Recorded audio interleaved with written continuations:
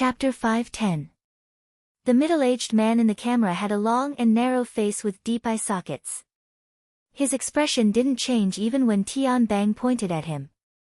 The audience in the live broadcast room were guided by Tian Bang's words. Most of them looked at the man's forehead. However, this man was wearing a police cap. The hood of the cap covered his face. From the angle of the camera, they couldn't see what was underneath the cap. Zhang Ji wanted to change the angle of the camera, but judging from Tian Bang's words. No, Tian Bang didn't even need to hint. As an outstanding streamer, Zhang Ji's brain contained the video data of all registered extraordinaries and the vast majority of B-rank powerhouses in the world. Under the new stimulation, she was able to confirm the true identity of the police officer in front of her in a flash. Oh my God! Zhang Ji unconsciously let out a low cry. Perhaps her reaction was too big, but it drew the attention of the police officer. His light brown eyes revealed an ice-cold ruthlessness. It was just like the silver metal headband that was revealed after he took off his police cap. The headband covered most of this person's forehead. Strange symbols were engraved on it, unrecognizable to ordinary people. Under the illumination of the lights in the room, the symbols protruded as if they could struggle out at any time. It was extremely mysterious. When this special metal headband appeared, all uncertainties came to an end. Iron Hoop Jin Tong. Extraordinary. The leader of the 5 metal hunting group. He was without a doubt one of the most powerful hunters in the world. This was a true powerhouse at the level of the Great 100. The number of viewers in the live broadcast room exploded by 50% in an instant. It had already broken 12,000 people. Compared to the number of internet celebrities in the world, this number was certainly a tragedy. But it must be known that this was already a fifth of the entire society. Jin Tong has entered Xia City. Gang Xiong just died. A storm is coming. No, the heavens are already crying from fright. I want to go to Xia City too. Jin Tong's arrival undoubtedly proved that the rumors of 2 out of 1,000 and 16 billion were correct in a realistic sense. Even though He Yuan had just expressed the firm attitude of the Xia City branch half a minute ago, it couldn't stop the crazy growth of weeds in the hearts of certain people. Xia City has Ouyang Chen and Her Majesty Empress Wu. Jin Tong has already arrived.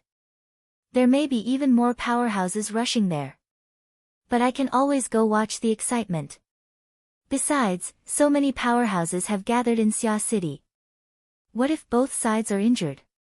What if I'm a little luckier, and the fisherman really benefits from it? At this moment, it was unknown how many people were watching the live broadcast while booking flights to Xia City. Moreover, they were piously praying, "Fight! Fight! Fight!" It would be best if they fought until the sky turned dark, until the sun and moon lost their light. Only then would they be able to give opportunists like them a chance. Perhaps due to the prayers of tens of thousands of people, the atmosphere at the scene of death was indeed cold and stiff. This was especially true for Jin Tong, a dignified extraordinary, who had been exposed with a single sentence, and in such a mocking tone. Even if Jin Tong wasn't a vain person who cared about status and style, he still had a high self-esteem. It was just like how after his whereabouts were exposed, he took the initiative to remove his disguise and come face to face with her. He looked straight at Tian Bang. Youngsters these days grow their wings early. Deep Blue is indeed a nurturing place. Tian Bang faced the Transcendent Belle's cold gaze, but he could still smile. Mr. Jin is much thinner than I imagined. You can actually still wear such a big headband. Presumably, you're interested in Deep Blue because you're in the health business. It looks like the information we heard wasn't without reason. He didn't retreat as he spoke. Instead, he advanced forward. He laughed as he took 2 steps to the side, blocking Jin Tong and the metal component on the ground. I heard that Mr. Jin's cultivation hasn't been smooth in recent years, so he blazed a new path and played with some fancy tricks. He started a prosthetic game on the members of his hunting squad. He's trying to correct his path and climb to new heights. I wonder how he's progressing. Jean Tong's gaze grew even colder. He didn't respond and directly moved forward. How big was the workshop at the scene of death? The group of people were very close. In the blink of an eye, the distance between Jean Tong and Tian Bang was already only an arm's length apart. But Tian Bang's expression didn't change. Mr. Jin's extraordinary power is metallization. The matter of changing the nature of a material sounds grand and grand. I just want to know, how should the relationship between the metal used for prosthetic games and Mr. Jin be expressed? Is it the kind of mysterious illusory wind that splits the mind and splits the soul? Before he finished speaking, a long sizzling sound rang out. It was as if a piece of red-hot iron had been repeatedly thrown into ice water. It brought about a great deal of bubbles and white smoke. At this moment, at least 20 layers of format fire soared in the space of an arm's length apart. Layer upon layer, they collectively constructed the tightest format domain. But Jean Tong was even faster than Tian Bang by an instant. He raised his hand without hesitation and exerted force. His palm suffused with a metallic luster stabbed straight at Tian Bang's chest. Dignity was one thing, and actual combat was another. Jean Tong didn't have the self-awareness of a traditional senior expert. When an expert clearly expressed hostility, whether it was a mutant or a burner, raising his hand and killing them was the correct choice. What's more, Jean Tong had an idea of Tian Bang's reputation, the first person below the extraordinary, the successful combination of the burner and the blood flame system, the most successful example of Project Deep Blue. All these titles combined together was enough to prove that his strength couldn't be underestimated. And there was also He Yuan at his side. A burner could launch a combined attack at any time, anywhere. It definitely wasn't as simple as 1 + 1 is equal to 2. Of course, it wasn't complicated. Jean Tong had never felt that there was anything in the world more difficult than one's own cultivation. He was a fleshly body strengthened. Even after becoming an extraordinary, the gap between spirit and fleshly body had rapidly shrunk. However, his fleshly body was still his most powerful weapon. The stronger one was, the better one had to be at using it. Jean Tong's body had already become semi-metallic wherever his thoughts passed. His flowing bodily fluids also changed slightly in nature. Surging power circulated and passed through the special structure of his body and soul. It stimulated the free electrons within the metal crystals and instantly formed a powerful electric current. Amidst crackling sounds, the electric arc shot out and further ionized the air. It continuously increased the strength of the electric field and formed a violent conflict with the format domain. Amidst the crackling sounds, the format fire and electric fire interweaved and then spread in all directions. Apart from He Yuan, who was already participating in the attack and defense in the form of the format domain, everyone else in the room was out of luck. Everyone's bodies were paralyzed. Some of the unlucky policemen who were in the worst position were hit head-on by the high-voltage electric current. Even though the format fire had melted some of it, it was as if they had been hit by a heavy fist. They were sent flying into the wall and then fell down. At this time, their skin was charred black and on fire. It was unknown if they could survive. The electric field of the extraordinary domain wasn't actually good at killing, but under the coverage of the domain, the powerful ionization and electrolysis could destroy the basic structure of all matter and then reassemble it into a mess at will. The format domain was also seriously affected, and its structure was basically on the border of deformation and collapse. Jean Tong still had the strength to change the direction of the electric field's strength. His energy beam took form, but the twisted arcs of light were like knives and whips. There was even a terrifying heat rising. Just by streaking across the air, a tyrannical aura of death came rushing over. Jean Tong controlled all of this from the center of the electric field. Wherever his thoughts passed, the lightning whips lashed out as they pleased. Even though the two peak burners were protected by the combined formatted domains, their arms, chests, shoulders, and cheeks were all left with scorched marks. Jean Tong aimed the killing power of the electric whip at He Yuan. As for the other, the metal structure in the corner warped soundlessly, turning into a narrow and thin blade. It shot up soundlessly and went straight for Tian Bang's lower abdomen. Everyone had to die in a specific way. Lightning flashed, and the killing intent was imminent. He Yuan had actually raised a metal blade with good conductivity, and Tian Bang seemed to be completely unaware of the killing intent that was so close to him. Let's end this. Jin Tong felt the cold and tight headband on his head, and his thoughts focused. But in the instant that the electric light completely tore apart the format domain, a new power came crashing down from above. Suppression. That power was so terrifying that it directly pressed down from above. It was majestic and magnificent, but it also perfectly matched the format domain. Under its guidance, the format of fire that had already been destroyed and scattered actually surged in an instant, as if a roaring active volcano was being suppressed. The extraordinary electric field domain instantly warped. Under the effect of the power, the floor beneath Jin Tong's feet was like rotten soil, or maybe it was simply melted. Having lost his support, he fell rapidly. It was only then that Jin Tong had a hilariously vigilant thought, which proved that even his spiritual will had been disturbed in that short period of time just now. The moment the sense of danger arose, alarm bells rang. As one of the most outstanding hunters, Jin Tong instinctively wanted to retreat, or at least break away from this completely passive situation. But his opponent didn't give him any openings to exploit.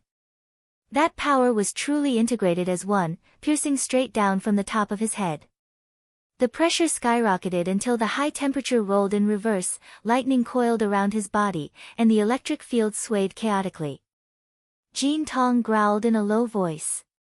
He had already used an explosive secret technique to resist the tremendous pressure that was pressing down. The power of pressure and recoil intersected, and the entire office building he was in seemed to be filled with gunpowder. Dozens of floors collapsed one after another, and sparks shot out in all directions, blasting hundreds of meters away. The surrounding buildings were all shaking, and large pieces of glass walls cracked at almost the same time, raining down a storm of shards. The 75th floor of the office building swayed at an angle of almost 30 degrees. Zhang Ji was hit head-on by the shock wave and fell into a corner. She was so confused that even the camera crashed into the wall. Fortunately, she relied on her professional instincts and quickly moved her hand over to act as a buffer. She also grabbed the camera in time to ensure that the thing that made a living could still be used normally. Fortunately, the floating camera had been modified by a famous expert, and it could still maintain its working state in such a tragic electromagnetic field. Only the internal light sensors and corresponding components were operating crazily, barely digesting the stimulation of the strong light and the shockwave, restoring a relatively clear image to the live stream room. The live stream room, which had gathered nearly 15,000 people, was completely silent. The streamer didn't speak, and most people forgot to join in. Under the influence of the herd mentality, the image was clean, and there was only the crack that led straight to the bottom of the building, as well as the sparks and lightning that were spewing out from inside. It was like an active volcano in the city. And from this bottomless crack came Jin Tong's slightly hoarse roar. Wu Zhao. The sound and visual effects aren't bad. Chapter 5:11. Was the volcano about to erupt? The office building shook to such an extent that it seemed like it would snap in half at any moment. Zhang Ji was swaying left and right, her vision spinning. But half a second later, she successfully controlled the floating camera to fly out of the window. From a vertical angle, she captured part of the explosive scene from the 50th floor of the office building. This surging scene fully demonstrated Zhang Ji's ability to capture the camera after years of seeking death. Of course, at this time, no one would think that much. Most of the viewers in the live stream could only stare dumbfounded at the high-rise office building.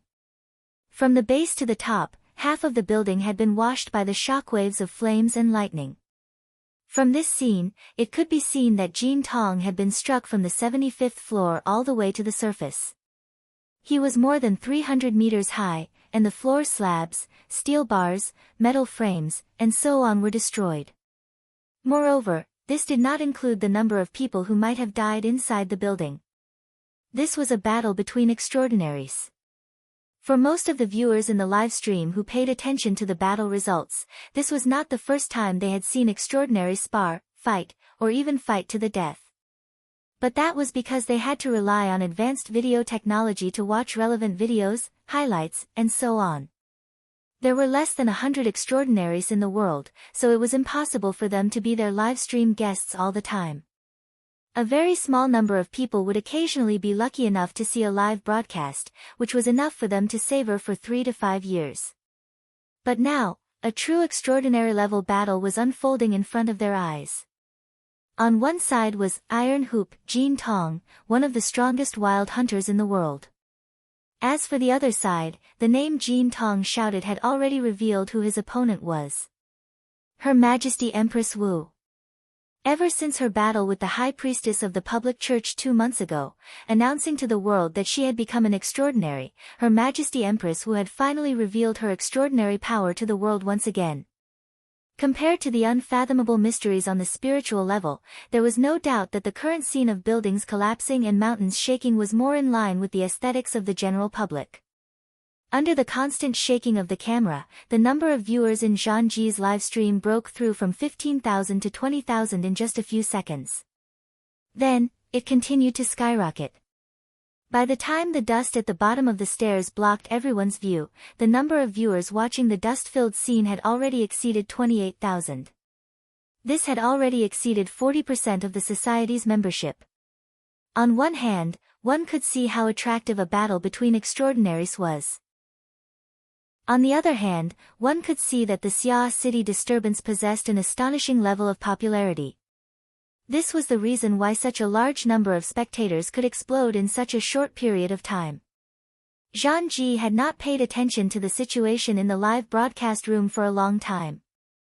In a dangerous building that could collapse at any moment, she could only try her best to calm her heartbeat. At the same time, she prayed to the gods around her, hoping that the main battlefield between the two extraordinaries would appear in the area her camera could cover. Of course, this was just wishful thinking. For extraordinaries, the topography of an office building was never a reason to restrain them from using form displacement and transposition. If they wanted to, the entire Xia city would become their battlefield. How could a puny little streamer determine the direction for two extraordinaries? But just as Zhang Ji was gasping for breath and praying, someone suddenly grabbed her by the shoulder. The person's posture was very intimate, and he even blew a breath of air into her earlobe. "Oh, Zhang Ji. Don't be nervous. A beautiful and dedicated streamer like you is very rare in this world. The heavens will certainly make your wishes come true." Major General Tian. Zhang Ji didn't care that Tian Bang was taking advantage of her.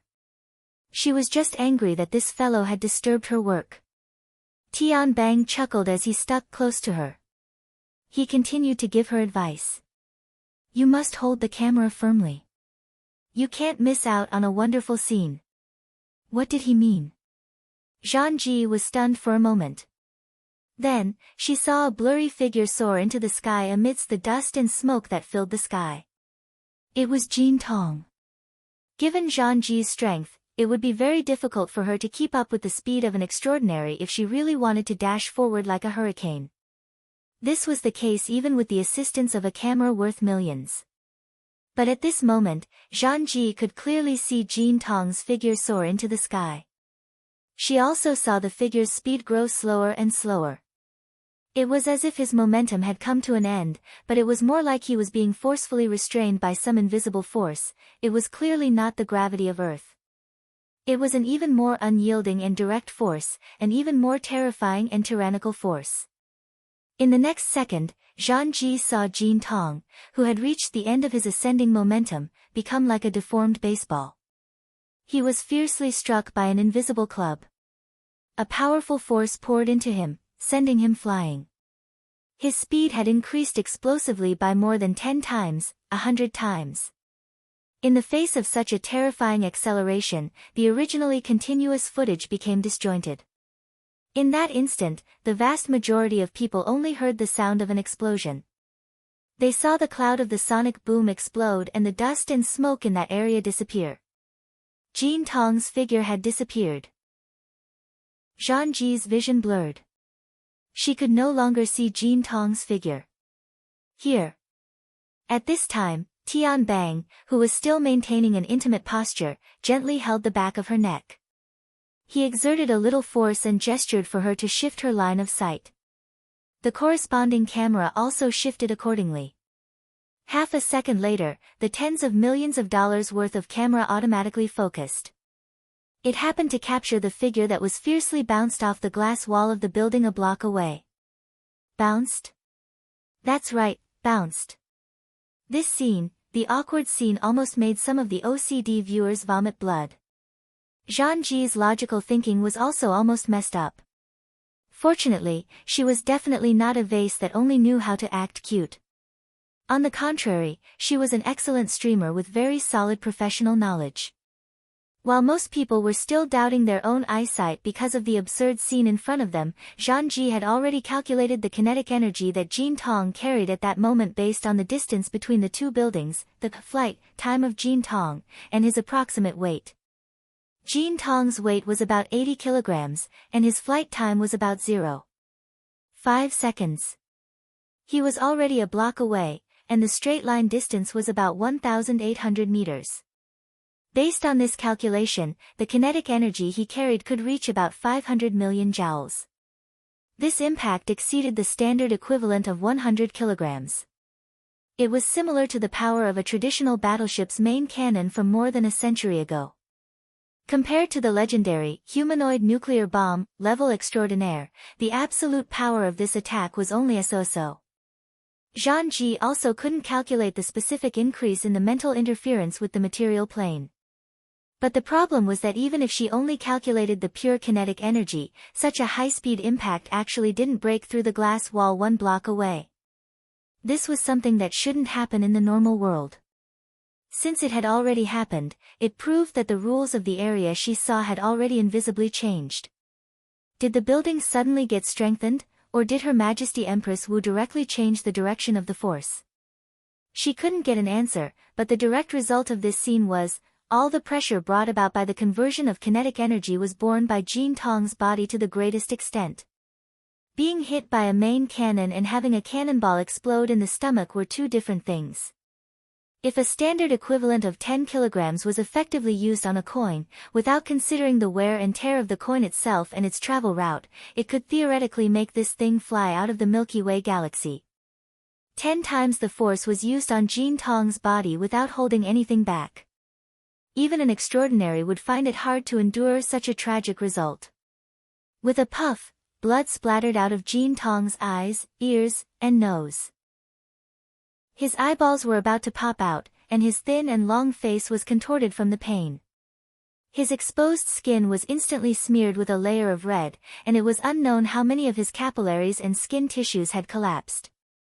As for the extent of the damage to his internal organs and bones, only Jean Tong himself knew. It was very difficult for outsiders to see the limits of an extraordinary. Just like at this moment, Jean Tong was suffering from all sorts of injuries. But in the blink of an eye, a hoarse and violent roar rang out. Jean Tong screamed as he curled up and shot out with all his might. Ah! The roar spread out, but what really made people's scalps go numb was another source of sound. In the void, it was as if hundreds of bowstrings had been released. Amidst this increasingly dense tremor, be it the building or the air a street away, everything produced dizzying distortions. There was another explosive rumble, and Jean Tong's body instantly turned into a tangible bubble before disappearing. Tian Bang's hand moved again, and Zhang Ji consciously looked up in the direction of the force. She saw that in the gray sky, a long azure scar had been torn open at some point. It extended southeast, and wherever it passed, a dark red color seeped out. Jean Tong had probably activated some kind of long-distance escape technique. In the blink of an eye, he had already traversed dozens of kilometers and was almost out at sea. He ran away just like that. The battle between transcendents had ended. Zhang Ji was a little dumbfounded by this anticlimactic ending, and so were the 30,000 viewers in the livestream channel. It wasn't until the long scar was about to disappear into the horizon that a large number of bullet comments appeared. What's going on? Jean Tong has typed GG. Her Majesty Empress Wu has also typed GG. Jin Tong says that Xia City is too hard. He can't break through. I must have seen a fake live stream. But that fall just now really hurts. Accelerating from 0 to 10 times the speed of sound in an instant, and then returning to 0 in an instant. Just what kind of experience is that? Teacher Jin Tong can give lessons in the future and impart his experiences, but does he really know how Her Majesty Empress Wu did it? The surging bullet comments were already mixed in with the comments of many powerhouses. There was no lack of mockery and ridicule among them. It was true that Jin Tong's performance today was worse than dog shit. From start to finish, one of the best wilderness hunters in the world had been completely controlled by Her Majesty Empress Wu. He had completely lost the rhythm he should have had. Was Jin Tong not at his best, or was Her Majesty Empress Wu's strength beyond imagination? Chapter 5:12. Don't get distracted. Tian Bang reminded her. Zhang Ji looked up in shock and saw the dark clouds above Xia City distort once more. They burst apart. Although the turbulence was great, there was no sound. It was because of this that the pencil-straight long scar that nearly sunk into the horizon suddenly twisted and fell diagonally downwards. They were still fighting. Zhang Ji looked up at the strange scene in the sky and was delighted at first. She felt that the live broadcast could continue, but then she realized that the battlefield was too far away. It was beyond her reach. The broadcast room was filled with howls of grief when they saw the transmitted image. Some people didn't give up and encouraged, brothers and sisters of Xia City, it's time for you to show your worth. There really was a response from Xia City, I'm looking at Dongxuan Beach. I'm going with you. Squeak. I'll go. They're specifically currying favor with Her Majesty Empress Wu. Please share your live broadcast room number. Please open up the donation channel. It'll be easier to handle the aftermath. No matter how noisy the broadcast room was, Zhang Ji was very anxious. She looked all around, trying to find a miraculous way to rush over. At this time, her earlobes heated up again. Tian Bang continued to tease, do you need a ride? I just happen to have a flying car. I can just go downstairs. Zhang Ji turned her head. After being taken advantage of for so long, she finally saw Tian Bang's face after the battle. Tian Bang was actually in a sorry state at the moment. His hair was a little unkempt because he was directly facing Jin Tong's extraordinary electric field, and there was even a scorch mark on his face, adding some blood and fire to his sunny, boyish smile. Of course, it also revealed part of his true nature. Zhang Ji blinked. The bit of emotion in her heart was quickly diluted. Doubt surged in her mind, and the vague thoughts that originally existed gradually became clear. You guys, shoo. You can't use the word we carelessly. I'm such a clean stream. When you mention me, it sounds like I'm forming a clique and scheming. That's how it was. Zhang Ji was about to ask again when Tian Bang took the lead. He leaped out of the broken window and flew downwards. This office building had been tossed around for so long. Anyone who wanted to use the elevator would have a serious problem with their intelligence. Zhang Ji naturally followed, but when she came out of the window, she subconsciously turned her head. She saw He Yuan staying at the scene. She had no intention of following. Hey, hurry up. Tian Bang called out from below. Zhang Ji caught up. What about Vice President He? She also has to clean up the mess. Ever since she became a secretary, this skill has been maxed out. I'm training Zhu Ling so that he can learn more. Zhang Ji sighed. She felt that Tian Bang's description of Officer He's character was a little broken. But very quickly, the desolate scene below dominated her senses and state of mind. Looking at the buildings that were almost in ruins, Zhang Ji could not help but feel sorrowful. The aftermath was probably the most difficult. The number of casualties caused by the clash of transcendence just now was probably no less than the chaos from last night until now. It was true that the police had sealed off the office building, but they had also used manpower. Just now, almost the entire building had been blown up. The police on duty should have suffered heavy casualties. Just as she was thinking, Zhang Ji's line of sight coincidentally cut into the broken window of the dilapidated building. She caught a glimpse of a young policeman sitting on the ground in a daze. Clearly, he was stunned by the scene just now. But the key point was that he was still alive. It was not just this person. Along the way, Zhang Ji saw more and more policemen. There were not many normal people, dazed, stunned, crying, laughing, but they were all alive. Although it was not pleasant to hear, Zhang Ji still had to say that this was the biggest abnormality. Zhang Ji was also stunned. They again. Zhang Ji took a deep breath and ignored Tian Bang's joke. She asked directly, how did they survive? She knew herself. At the moment when the two transcendents collided, even if she, a level C ability user, was placed a few floors below, it would be difficult for her to survive the impact of the volcanic eruption. If there were dozens or hundreds of policemen in the building and only one person was lucky enough to survive, it would be acceptable. But if dozens or hundreds of policemen all died, it could only mean that there was a force more powerful than the goddess of luck at work. The camera that was synchronized with Zhang Ji's line of sight also showed the situation in the dilapidated building to the live broadcast room. D*MN, I clearly saw someone being blasted out of the building by the shockwave, and there was more than one. Where are the corpses? There are no corpses, but a few people successfully landed in the air. There are also the new generation of Iron Men and poor conductors. I feel like I won't survive. The inner world has already been crushed by the military and police's combat power, right? The waterfall-like bullet screen was mostly filled with exclamations of admiration and ridicule. Compared to this, the comments on the forums were a bit more practical. Someone deduced, take care of this lowly person's weak logic. I would rather believe that when Her Majesty Empress Wu made her move, there was someone by her side to protect her. A certain Xia City ID made a direct judgment, the Empress Wu is in charge of offense and the President is in charge of defense. The Empress Wu is in charge of external affairs and the President is in charge of internal affairs. There's nothing wrong with that. Are you talking about Ouyang Chen? It makes sense if he was the one providing support. It would be in line with his usual style. This way, we can explain things to the government and the military. With the confluence of the military and government forces, does Xia City really want to play independent? It can't compare to some headquarters. They sell their bodies to lick the boots of others while they're at it. Xia Chui is inflated. It's full of farts inside. Motherf *Ker. I'll give you this.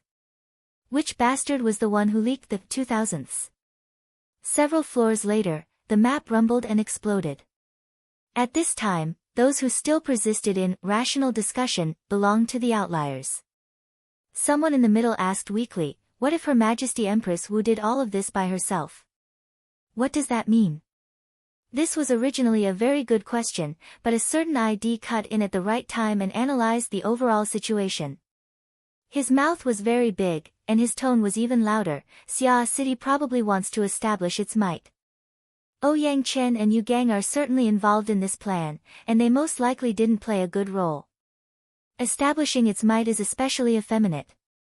Can it really frighten people without the deaths of millions? F*CK, the person above just opened his mouth. That's awesome. The person above is the one with commendable courage. That's right, I'm talking about you. The great blood demon is mighty. He hit the nail on the head. Purple gold authentication. It really is Blood Demon. I'll take a photo with Great God Blood Demon as a souvenir. Is Great God Blood Demon still accepting disciples? Can I kneel first? Because of the sudden appearance of the extraordinary Blood Demon, the RT-8313 mission thread became exceptionally noisy. After a series of tosses and turns, the thread basically reached a consensus. Indeed, under the provocation of 2016 billion resources, the eyes of the vast majority of people would turn red with greed. If Xia City was suspected to be an allied power and haggled over the lives of people at this time, it probably wouldn't serve as a deterrent. Instead, it would encourage the greed of certain people and nurture their wishful thinking. So you're saying that Jin Tong can also retreat unscathed? Most likely. How many extraordinaries are there in the society? If one were to be cut down just like that, the pressure on Xia City would be enormous. In the thread, someone had already posted a crying laughing emoji. Thanks to the Great Blood Demon's auspicious words, I will immediately book a plane ticket to Xia City. When I return, I might even be able to get the treatment of being escorted out of the country as a gift. Shameless as the person above. Will you allow me to tour Xia City with you? Let's go together. One-way plane tickets should be enough. Dog fart. Pure trash. Zhang Yingying was still spinning around on the Huanhai Highway due to the problem of the journey. She was already very annoyed, but when she saw the message on the forum, her anger surged. She smashed her fist on the steel plate of the car. There was a loud bang, and the place where she smashed her fist made a deep dent. This is an armored car. The corner of the special police officer's eye twitched, but he didn't dare to say anything. Zhang Yingying's anger had yet to subside. She smashed the car 2 more times. Suddenly, she froze. Her gaze pierced through the front windshield and looked at the scenery of the sea and sky outside the Huanhai Highway. After going around for half a day, she had actually fought her way here. Stop the car. The armored car finally got the chance to show off its performance. It came to a screeching stop. Zhang Yingying pushed open the car door and leaped. She circled around the body of the car like a flipping petrel and plunged down the sea of the precipice. When the special police officer staggered out of the car, he saw the long-legged beauty with a strange temper running fast on the precipice, still heading for the golden beach in the distance. With a muffled bang, a column of water dozens of meters high exploded on the surface of the sea 100 meters offshore. The surging waves and the splashing water droplets almost slaughtered all the creatures in the surrounding water, including the undercurrents in the deeper water. After such a series of actions, the terrifying kinetic impact was finally reduced by more than half. Ah! Jin Tong gasped loudly. He popped his head out of the shallow water, but he spat out another mouthful of blood, which mixed with the icy rain, salt water, gray waves, and white foam. There were also the remains of several fish and jellyfish. He felt that most of his soul had been lost. But he didn't have time to think about the extent of the injury to his body and soul. Instead, he used all his strength to stimulate his yuan qi and calm his mind. He also prepared an overbearing secret technique to stimulate his potential, ready to withstand the terrifying impact from Her Majesty Empress Wu. However, after a few seconds, although the pressure from the opposite side was always there, the substantial impact did not come. I actually smashed into the sea. Good luck. The sound waves were transmitted from the golden beach that faced the sea. Under the erosion of the freezing rain, the color of the beach was somewhat dim, like an orange peel that was close to rotting. Jin Tong was even more convinced that it was the death domain of the beauty on the shore. This, Her Majesty Empress Wu, who was respectfully addressed by the world, was now like a petty bourgeois girl strolling in the morning. She wore a classic white shirt paired with black wide-legged pants, with a slightly unruly leopard belt in the middle. Her shoes and socks could not be seen clearly. She could only see that her clothes were light and thin, swaying gently in the wind. She appeared even more elegant and pleasing to the eye, it was just that she was out of season. Of course, for an extraordinary like Her Majesty Empress Wu, the season had never been a factor. It was fine as long as it was arranged according to her mood. At this moment, her long hair was casually draped over her shoulders, dancing in the sea breeze and freezing rain. She was too lazy to take care of it, and it was already slightly wet. What was even more eye-catching was that she was holding an ancient book with slightly yellow pages that were vertically arranged. Just like how the ancients would read, the book was rolled up, leaving only 1 or 2 rows of ink characters. She ignored the wind and the rain and slowly savored it. When the voice rang out, Her Majesty Empress Wu did not even look Jin Tong in the eye. She was leisurely reading the book, seemingly attentive yet bored. She had even flipped a page in between. She was posturing, right? Perhaps so. But when they had exchanged blows just now, she had also been in this state. This woman, Wu Jiong, had smashed him into the sea while flipping through the book. Jin Tong stared fixedly at the beauty on the shore. No one could understand the pressure here better than he did. Of course, there was even more shame and fear. The depression in his chest surged up, and he barely managed to swallow it back down. And this irrational action further worsened the injuries on his body. This woman had integrated the format of fire at the beginning of her attack in the office building. Using an inconceivable method, she had forcefully pressed this special power of formatting into his body, interfering with and destroying his semi-metallic and near-superconducting body structure. After that, she had simply and straightforwardly attacked him with kinetic energy. She had even beaten his originally strongest physical cultivation into a half-cripple. Now, he no longer had a chance to turn the situation around. The venom of her vision, the ruthlessness of her heart, and the strangeness of her methods were truly something that Jin Tong had never seen before in his life. She had just become an extraordinary 2 months ago. Jin Tong had a Motherf *Ker that he had directly sent to all the intelligence agencies of the inner worlds. This kind of skillful and flawless attack method, let alone 2 months, even the veteran extraordinary who had cultivated for more than 20 years would most likely be brought to their knees. There were many strong men in the world who could swing a 1,000-pound hammer, but to be able to use a 1,000-pound hammer to weave brocade and embroider. Just what kind of monster was she? Jin Tong's mind was in turmoil.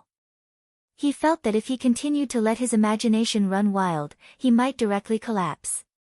He could only forcibly restrain his mind, endure the discomfort of his body, and hoarsely say, "Wu Jiong, what the hell are you trying to do?" Her Majesty Empress Wu's attention was still on the book, or it could be said that she was in the most comfortable state she had created for herself. Jin Tong's clear questioning words entered her ears, but she didn't even raise her eyelids. "I warned you before not to go ashore, or else I would beat you to death. Let's not talk about the process, but now you've perfectly fallen back into the sea and haven't set foot on the shoreline. For the sake of this luck, I won't see you out."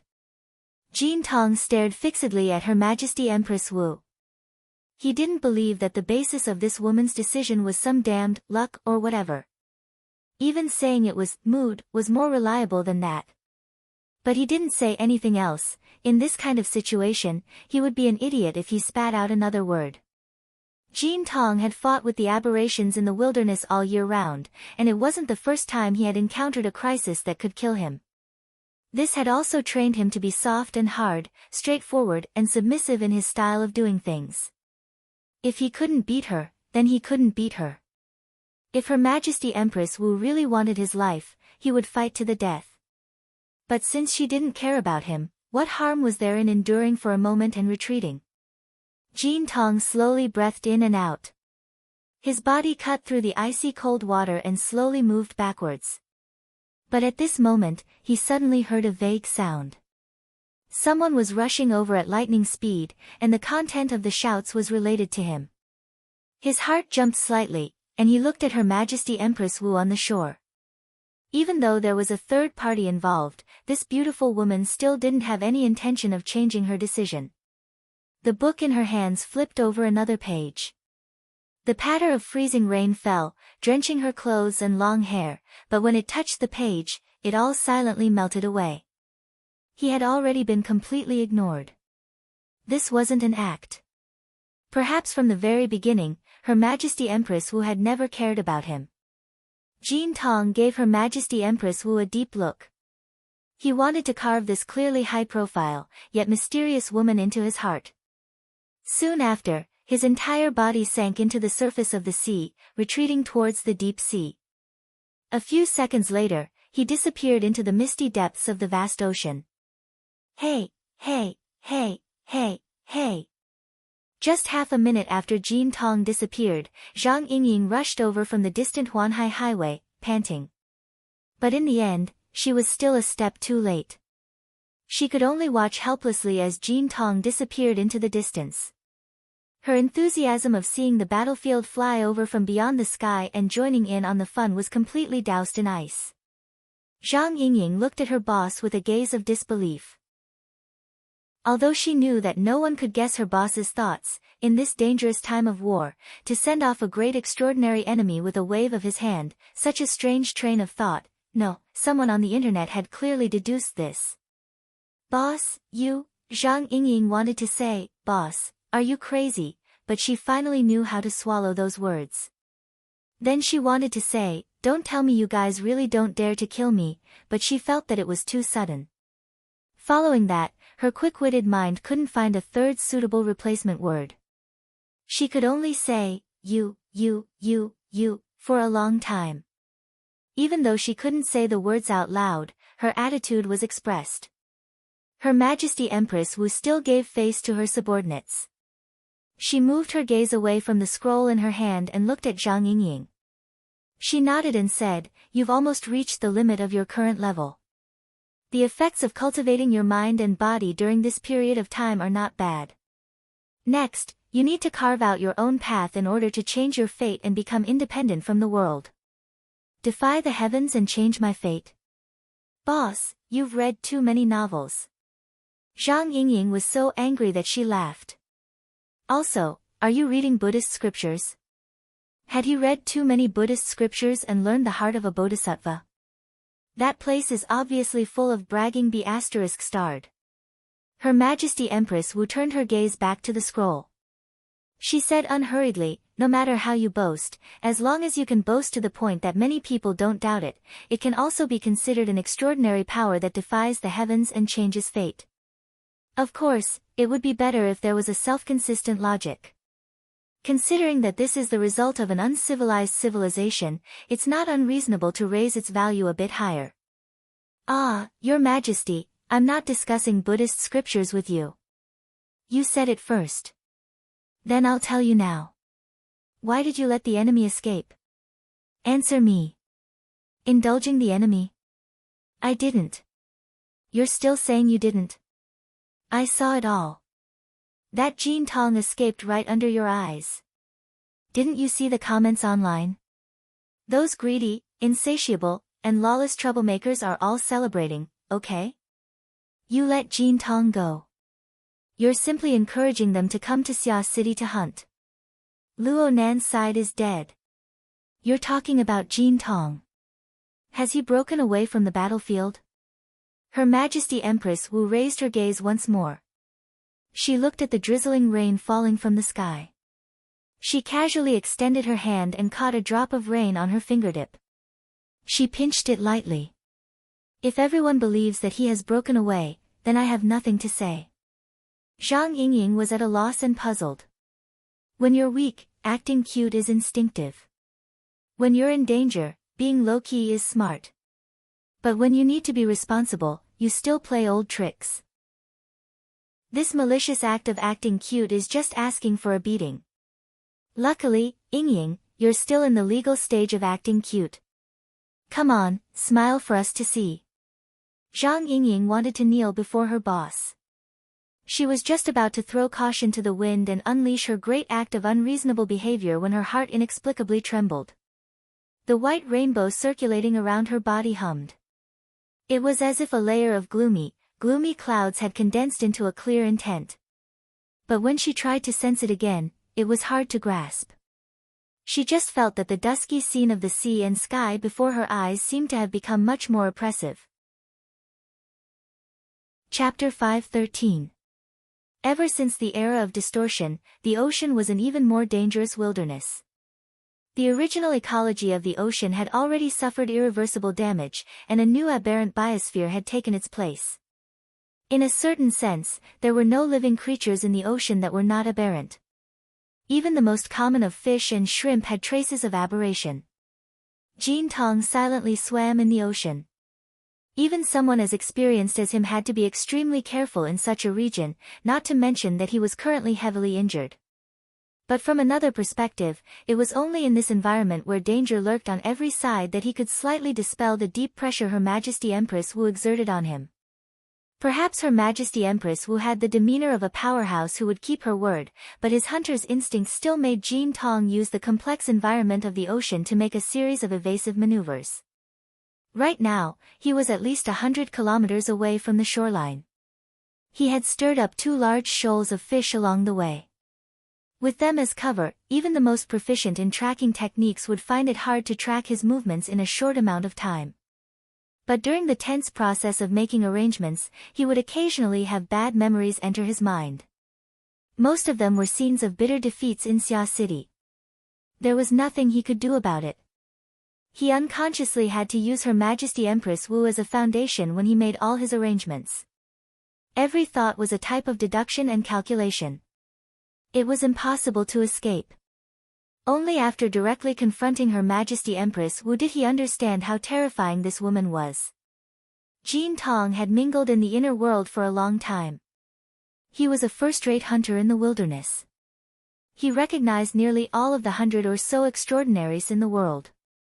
He had a deep understanding of the situation in this circle. Of the extraordinaries he knew, none of them could be underestimated. Each of them had their own unique skills. However, in the 50 years since the advent of the era of distortion, there had not been a truly complete cultivation system in the world. All ability users, including the extraordinaries, were still fumbling around. When he sparred with those extraordinaries, he could feel the different brilliance of each person. He could feel their marvelous domains, but upon closer examination, there were always some details that were a bit prickly. It was hard to call them perfect. Only when sparring with Her Majesty Empress Wu gave him a completely different feeling. Strictly speaking, the clash between the two lasted only 3 rounds. But in these 3 rounds, Her Majesty Empress Wu's moves seemed simple and clear, but they were all just right. Not one bit more, not one bit less. Her control of the battlefield, her attacks, and her changes in tempo were simply textbook demonstrations. It made people feel that she was not only broad-minded, but also had a mature and stable set of rules. From Jin Tong's point of view, Her Majesty Empress Wu's attack had no flaws or weaknesses. Every detail was perfect, forming a towering peak that could not be moved. This was the so-called, the more you look up to it, the more you look up to it. What was a divine weapon and what was a piece of scrap metal? It was clear as soon as one touched it. In fact, when the martial monarch released the techniques of the dripping sword and the burning heart saber on the internet, it had already given people such a feeling. It wasn't difficult to come up with an offensive technique. What was truly difficult was to be precise, concise, and high-level. The more Jin Tong experienced it, the more he felt that there was a lot of knowledge in it. Looking at it this way, even though he had lost miserably, he had gained a lot as well. It would be greatly beneficial for him to comprehend it carefully when he returned. Jin Tong sighed unconsciously. Are there really people who are born with knowledge in this world? No, that's not right. Jin Tong suddenly shook his head and subconsciously touched the metal band on his forehead. The perennial chill seeped into his skull, but it suddenly stirred up a fire in his heart. There was no such thing as someone who was born with knowledge in this world. Putting the miraculous label on an unsolved matter was just the behavior of a fool. Rather than putting someone else on a pedestal, it was better to put himself in their shoes and think. Perhaps Her Majesty Empress Wu's achievements had a more complicated origin, just like what he had experienced in the past. The fire in his heart didn't last too long, and baseless speculation couldn't solve his current injuries. Jin Tong sank that speculation to the bottom of his heart and wanted to find a relatively safe area to recuperate. He moved, gently shaking his body to rub against the vibrations of the seawater. He emitted ultrasonic waves like a dolphin, probing the surrounding terrain and the living creatures. This was a small technique that experts of the physical side used in place of spiritual senses. It was said that there were many living creatures in the natural world that could emit ultrasonic waves and infrasound waves. Dolphins, bats, tigers, and elephants before the era of distortion were all typical examples. After the change of generations, there were only more such living creatures. Jin Tong knew that there were at least 100 species of living creatures on land and in the sea that possessed similar instincts. However, To be like Luo Nan of Xia City, to be able to emit destructive high-energy infrasound waves by relying on a mutant tool that wasn't even remotely related, or, oh? Jean Tong's thoughts suddenly froze. That's not right. There was no reason for him to suddenly think of Luo Nan. Jean Tong's psychic senses of an extraordinary and the reality of his heavy injuries made him exceptionally sensitive. Moreover, he really did have a feeling of discomfort. His figure suddenly came to a stop, calmly hovering in the seawater. He temporarily stopped using ultrasonic waves to probe. His figure merged with the seawater, and only his thoughts and senses spun at high speeds. He switched from active probing to passive receiving. Every movement in the surrounding sea area was transmitted to him through vibrations, temperature, and other forms. He didn't have the extensive and meticulous perception methods of psychic ability users, but his tempered psychic senses could target a vague threat point in a certain direction and obtain an instinctive response. He could at least know where the threat was coming from through this method. However, the problem was much more serious than he imagined it to be. After he truly reacted, he discovered that all around him, above and below him. Actually, he could sense the entire sea area. He had entered a subtle and ice-cold atmosphere. Perhaps there wasn't anything that could directly threaten his life right now, but it was as if there was an incorporeal specter near him. The specter wandered about, drifting up and down. A bone-chilling chill that transcended the plane of reality seeped into him, thread by thread. This chill seemed to be familiar to him. Jean Tong's figure floated up with a thought, and he broke through the surface of the sea. The gloomy colors of the sea and sky had persisted for many days. The surroundings of Xia City and the open sea were all like this. Right now, the sea was covered in powdery rain. It couldn't be considered a freezing rain, but it was still cold and dense. Jean Tong allowed the powdery rain to brush against his face as he gazed into the distance. He relied on the keen perception of an extraordinary to lock onto a blurry yet tangible dividing line from the dusky scene of the sea and sky. It was this dividing line that separated the pure power of nature and the interfering scene that was infused with the will and emotions of an individual. Commonly known as a domain. This dividing line continued to push into the distant sea area without end. It dyed the boundless sea and sky with a deep personal color, as well as a bone-chilling killing intent. So that's how it is. Jean Tong had long since seen through the strange phenomenon of the freezing rain in Xia City. It was the result of human influence. But he had always believed that the work, including the raindrop sword slaughter, should have come from Her Majesty Empress Wu. But after fighting with Her Majesty Empress Wu, he suddenly came to a realization. This was absolutely not the work of that person. The chill was exposed, and the killing intent was dense.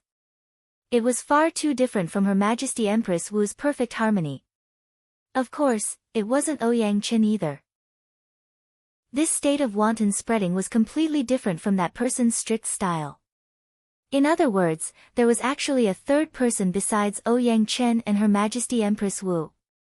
This person was. Jean Tong carefully sensed the concentrated emotions and killing intent in this region, and he came to an answer. There was no doubt that only those extraordinary characters of the mental side, and they weren't bound by common sense, could construct such a weak yet inconceivably embryonic domain. There were many famous characters in Xia City, but most of them were already set in stone. There was only one up-and-coming star who had made a great name for himself in a short period of time. Moreover, this star was one of Jean Tong's targets in his trip to Xia City. Luo Nan. Was it him? Jean Tong was still a bit uncertain. The interference power of this freezing rain domain towards the plane of reality was very ordinary. It lacked a constructed pillar and backbone, and it wouldn't pose too much of a threat to true experts. But how far was he from the shore? He used the satellite positioning system to confirm his latitude and longitude. He was roughly 200 nautical miles away from Xia City. The straight-line distance was nearly 400 kilometers. If the range of Xia City itself was included, then it could be said that it was truly 1,000 kilometers away. It blotted out the sky and covered the earth. What a joke! Anyone who could expand their mental senses to 1/10 of the range would be an extraordinary. Then what was this fellow? Extraordinary X10. Jin Tong suddenly understood how Gang Xiong and Noise had died. Doing things within this range of mental senses was practically the same as putting one's heart against the tip of a knife, shouting, "If you don't stab me to death, then you're my grandson." What was the point of not dying? Though he was already several hundred kilometers away from Xia City, Luo Nan's knife light had begun to draw shadows behind his neck. Jin Tong snorted coldly when he thought of this. His energy surged outwards, forcefully breaking through the rain and mist that filled the sky. The penetrating chill was isolated outside. He soon discovered that this was meaningless. He suspected that Luo Nan's domain did not specialize in confinement and killing.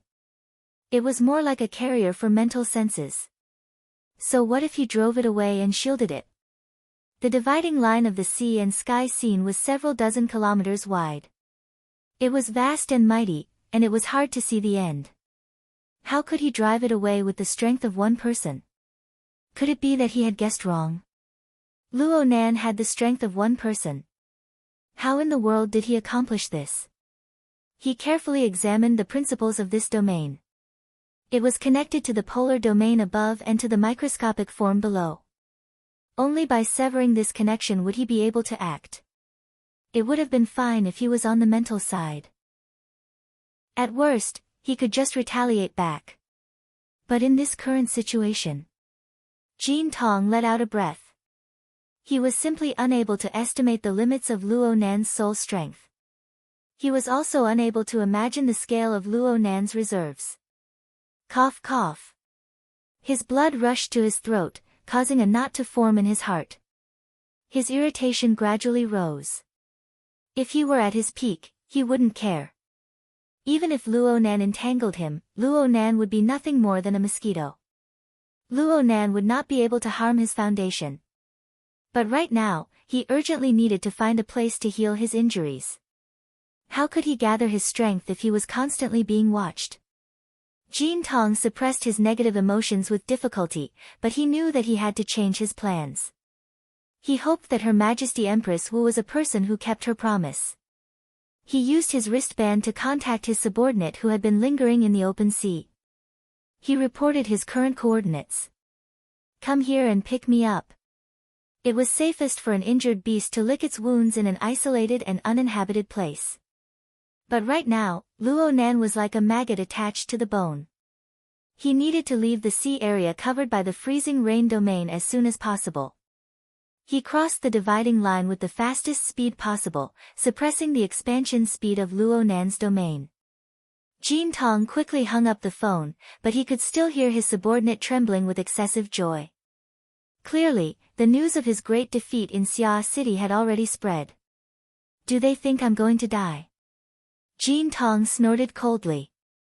He recalled the rather famous female streamer from the inner world in the office building. With such a person there, the news of him being blasted out of Xia City would probably be known by the entire world. Even though he was at his level, empty fame was no longer a burden. But when he thought of Her Majesty Empress Wu's awe-inspiring divine might, he couldn't help but be in a bad mood. His thoughts reached this point, and his mind became a bit absent-minded. He unconsciously recalled the details of his experience fighting against Her Majesty Empress Wu. He pondered over how he should deal with her if they were to fight again.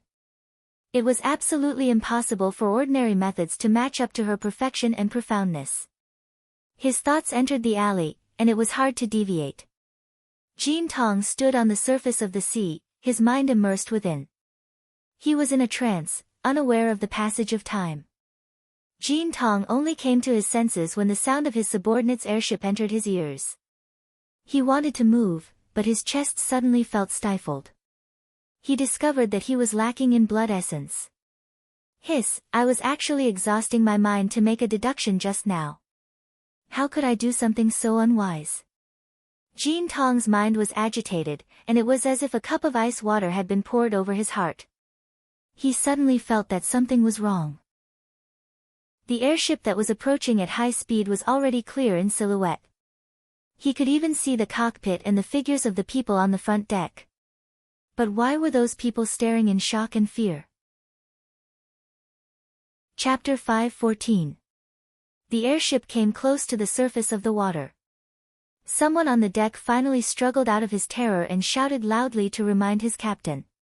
However, he couldn't say anything in his anxiety. Jean Tong didn't need to be reminded to know that he had fallen into a trap. Just as the shadow appeared, his sensitive spiritual sense was covered by a layer of mist, making it hard for him to see clearly. He sank his mind and subconsciously took a step out on the surface of the sea. He saw a black curtain falling from the sky, covered by an infinite starry sky. He saw smoke and clouds rising together, and there was even the sound of metal clanking. As for the feeling on his body, it became even worse. It was as if he was wrapped by something, and it was very difficult to move. Jean Tong's face darkened. Just as he was about to return to his inner vision to check his meridians, a huge furry claw suddenly stretched out from the depths of the smoke and clouds, pouncing towards him. Blood-colored flames curled around it. Before it could be seen, the surrounding void and even the spiritual plane were already rumbling and shaking. It was as if a volcano had erupted, shaking the earth and mountains, and the scorching heat was pressing down.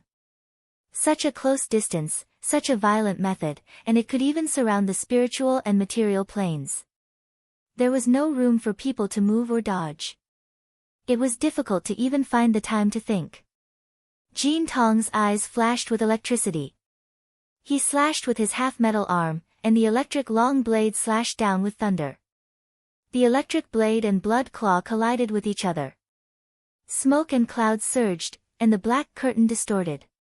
One could hear the sound of waves and wind. The sound of the real world seemed to be separated by a thin layer of paper, but it couldn't penetrate no matter what. F***ck it. Jean Tong's hostility increased, and he slashed down with another electric blade. Electric arcs flashed like a dragon. When the dual-purpose airship crashed into the water, the members of the 5-metal hunting group on it saw Jean Tong submerged in a cloud of flickering smoke. Within it, there was a blood-like flame burning, and there was also a long chain of electric light darting left and right. The light was dazzling, but the cloud was cloudy and constantly expanding. In the blink of an eye, it covered an area of several square kilometers. It was even more impenetrable. At most, they could see some blurry silhouettes. There was their captain inside, and there was also a huge and shocking demonic shadow. It seemed like they were engaged in an intense battle. The person in charge of the airship was a bald man named Tong Kan. He was also an architect with a combat strength of B-. He was quite famous in the inner world for his brutal and fierce close combat skills. He was a first-rate grandmaster of combat, and was the classic example of someone who was careless on the outside but meticulous on the inside. He was in the control room right now, looking at the marvelous scene on the surface of the sea. He thought to himself, could it be that Xia City is unforgiving? Could it be that they sent people to hunt me down? Could it be that two extraordinaries are fighting with their extraordinary domains? If that was the case, then he shouldn't have gotten too close. He ordered loudly, turn the rudder quickly. Who would have thought that not only was the cloud expanding at an extremely fast speed, but it was also leak-proof. Suddenly, a long lightning dragon appeared at the edge of the cloud, tearing through the clouds and pouncing towards the airship. Be it in the steering room or on the deck, the group of people turned pale with shock. "Leader, it's us." His words were completely useless. The lightning flashed at an incredible speed. In the blink of an eye, the uncontrollable lightning dragon hit the airship head-on, sending electric arcs everywhere. It must be said that this was Jean Tong's ride. Considering the range of his abilities and the complex environment he was using it in, all the important areas had been isolated by electromagnetic force. However, if the power of extraordinaries was so easily blocked, then they would be underestimating the apex powerhouses of this world too much. The electromagnetic fields interacted with each other, and the killing intent of extraordinaries poured into the airship as catalysis. A considerable portion of the airship's electronic components were instantly burned down. There were even a few unlucky fellows on the deck who were struck by the electric arcs. Their entire bodies caught on fire, and they were sent flying into the sea, sinking to the bottom. Leader. Boss. Boss. The members of the hunting group on the deck covered their heads and scurried away like rats, but they didn't forget to call out in warning. However, the response from the cloud of smoke was a second lightning dragon that flew up. Miserable howls rang out in the control room. We've been sucked in. Get lost. Tong Ken threw himself over to personally take control of the helm, but the steering gear could only turn idle. The system interface next to it was distorted and indistinct. The corresponding powerful electric and magnetic fields exerted their effects at the same time, causing the airship's structure to warp violently. At the same time, the people on the airship were also warped. This was the destructive power of extraordinaries, but how did it end up on their heads? In the control room, Tong Ken was in a daze from the fall. He didn't know how many pieces of equipment had been crushed under his body. As he struggled to get up, his body suddenly stiffened. He could clearly hear the sound of violent panting. How familiar was that sound? It was clearly his leader's voice. He raised his head in shock, but he didn't see anyone. Instead, he saw that the airship had at some point entered a dark and chaotic area. It was lost and he didn't know where it was going.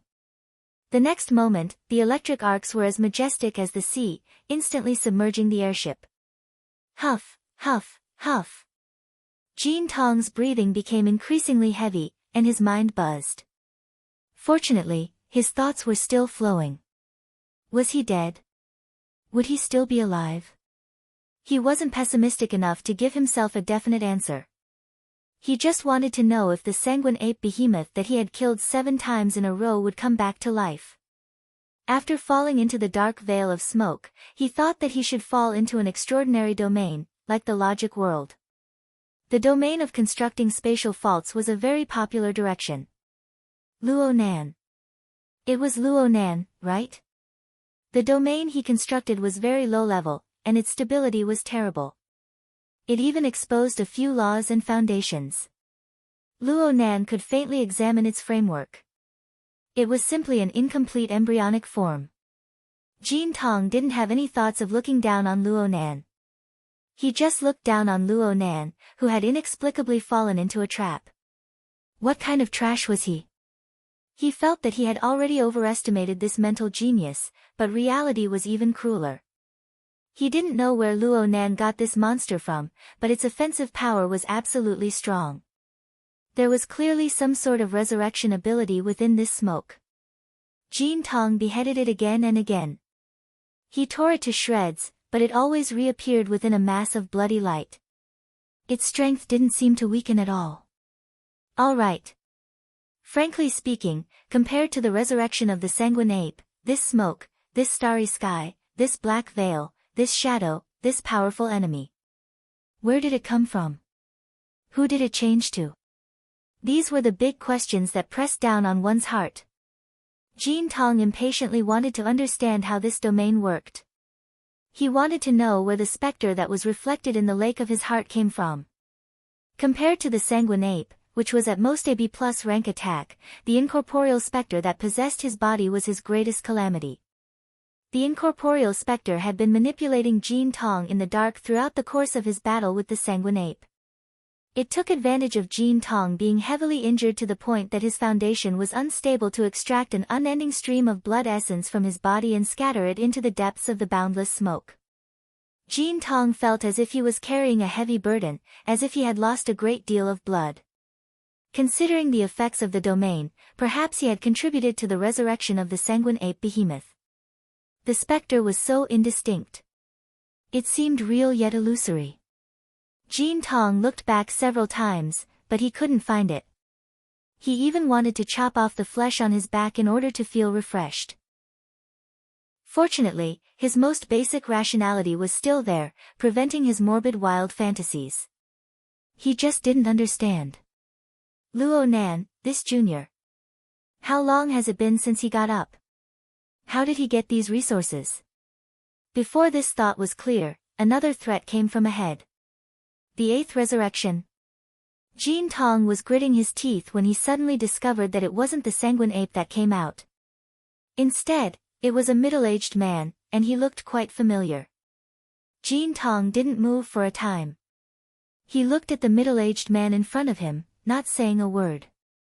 The middle-aged man walked over with 2 steps, and his body transformed into black smoke. He seemed indistinct, but there was a sense of seriousness that was real and not illusory. His aura was scorching hot like magma. Fire poison gushed out and poured over. This was the sole body of black smoke. Jin Tong thought of a major event that happened not too long ago in Xia City. It shook the inner world. There were 2 main characters in the story. One was Tian Bang, who was known as Blood Prison. The other was the elder of the Blood Flame Order, Mo Luan. That's right. Though there were some differences in the details, the aura was exactly the same. Jin Tong had interacted with this veteran power a few times in his early years. They could be considered acquaintances. It's you. Aren't you already dead? Could it be you? Jin Tong's wording was a bit messy. On one hand, the situation was changing more and more strangely. On the other hand, the embryonic domain that was constantly expanding and condensing released even more information when he switched targets. He needed to carefully examine it. It was difficult for him to be distracted. Mo Luan didn't respond.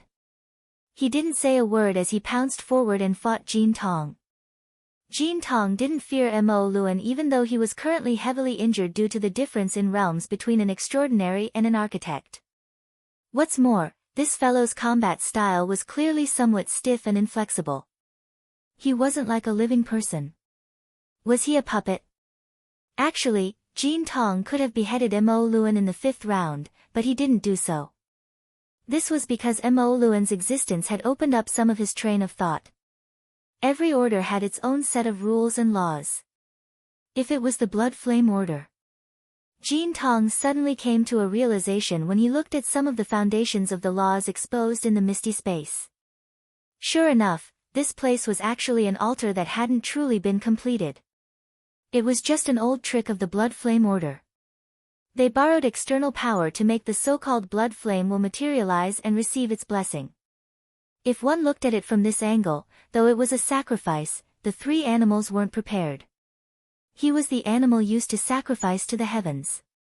You've got guts. His heart exploded with fury, and he laughed in his extreme anger. Lightning was like a blade in an instant, and the magnetic force was like a lock. He locked Mo Luan's figure in an instant and killed him with a single slash. However, the black smoke dispersed and reformed. Mo Luan's body was reborn within a few breaths, and he pounced forward once more. So, you've also become a puppet in this chaotic world. Is this a conspiracy of the Blood Flame Order? Or is this the handiwork of that kid Luo Nan? It can't be that Luo Nan already predicted my fate, right? Jin Tong's mind rang with alarm when this thought became clear. He was a grand and powerful extraordinary, yet he actually had such weak thoughts. His mental strength was clearly damaged. He couldn't waste any more time. It just so happened that he had roughly seen through the changes in the laws of space. If he didn't exert his strength now, when would he? This thought was born, and the metal hoop on top of Jin Tong's head became even colder. A slight pain pierced his forehead, and it changed in an instant. It was like fire and lightning striking down from his brain, binding his entire body.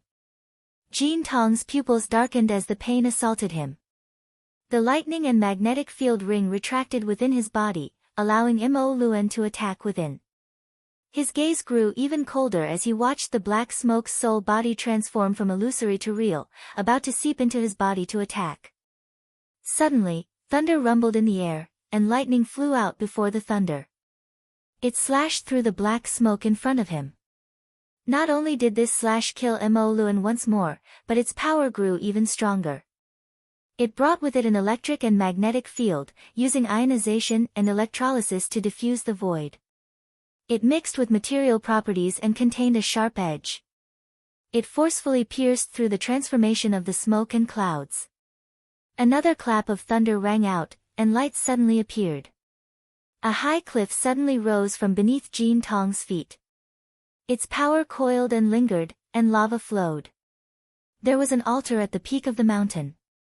Rays of light coiled around it, forming over a dozen groups of runes. The mountain acted as a prison, trapping Jin Tong within. The binding and oppressive feeling behind him grew heavier, faintly resonating with the altar and the runes. Jin Tong laughed in spite of himself. He had finally revealed himself. Though this place was unfamiliar, he had Mo Luan's lead and combined it with the relevant information. He already had some ideas. The Blood Soul Temple. It really was a remnant of the Blood Flame Order. What was the relationship between Luo Nan and the Blood Flame Order? Forget it. None of this was important. It could be seen from the attack just now that Jin Tong's extraordinary strength had already exceeded the bearing range of Luo Nan's embryonic domain. Then no matter how miraculous the Blood Soul Temple was, it was nothing more than an illusion to him. Could it be that Mo Luan was no longer reborn? He had even used his own psychic perception to capture the location where Luo Nan was suspected to be. That fellow was right above his head. Did he really think he was some sort of supernatural being that overlooked the world? Die! Jin Tong didn't give Luo Nan any time to react. Lightning condensed into a flying spear, and he raised his arm, ready to throw it.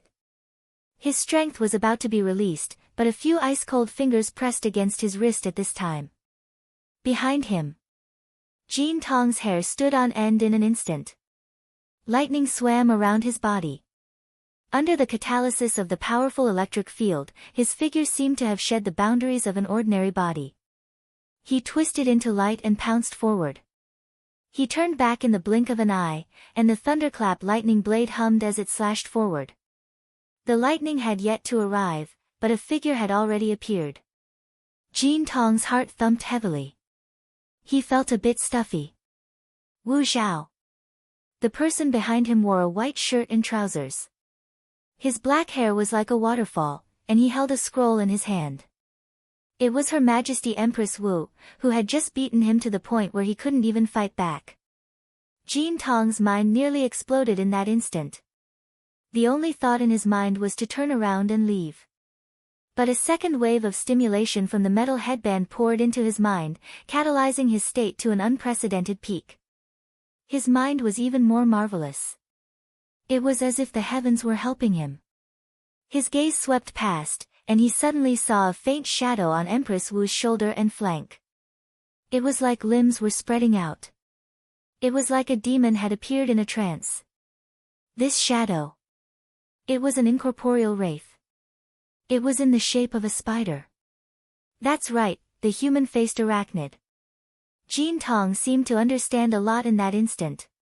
He could clearly feel a great loss of blood and energy in this moment.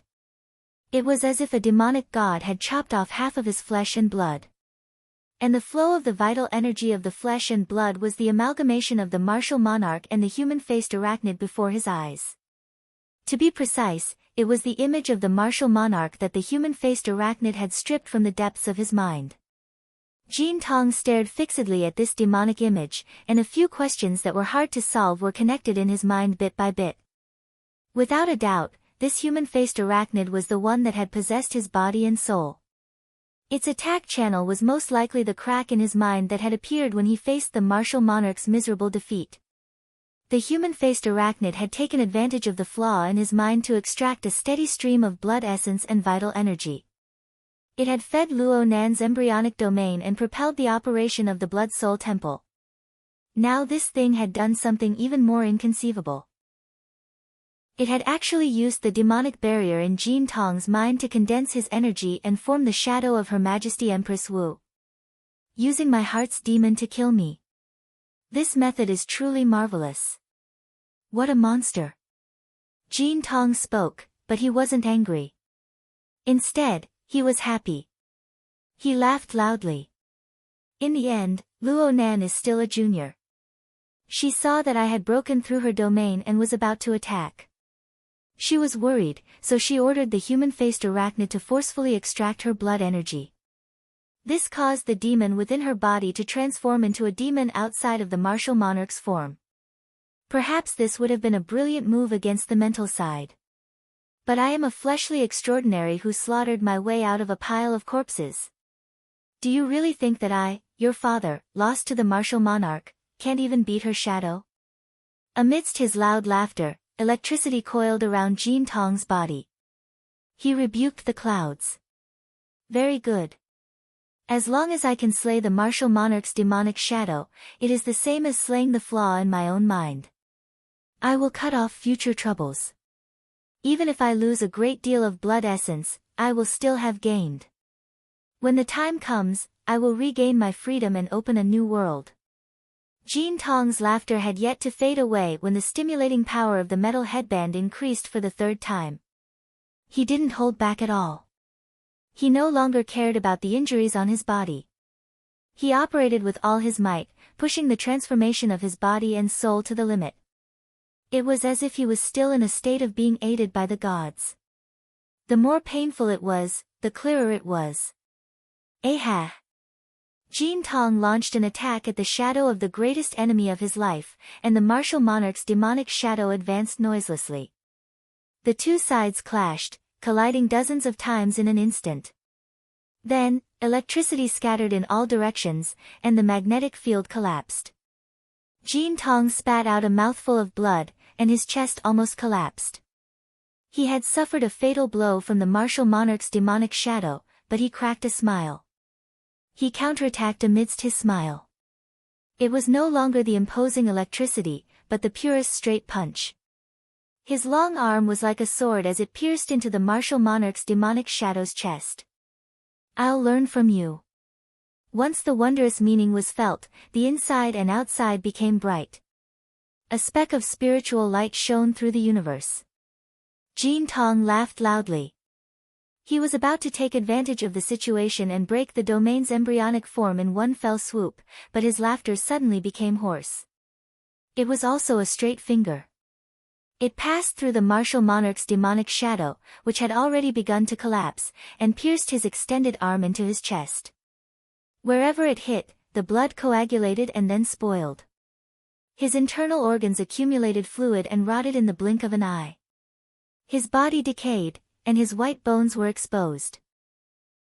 Moreover, it spread throughout his entire body at an astonishing speed. One finger destroyed his entire body's vitality. Jean Tong's expression froze. He could only watch helplessly as his own body decayed. He no longer had the power to reverse the situation. The one who caused all of this was a thin, malnourished figure. At this moment, he was right in front of Jean Tong. He slightly leaned to the side, letting Jean Tong's stiff straight arm pass by. His eyes were tranquil and nearly empty. Jean Tong had seen this figure before.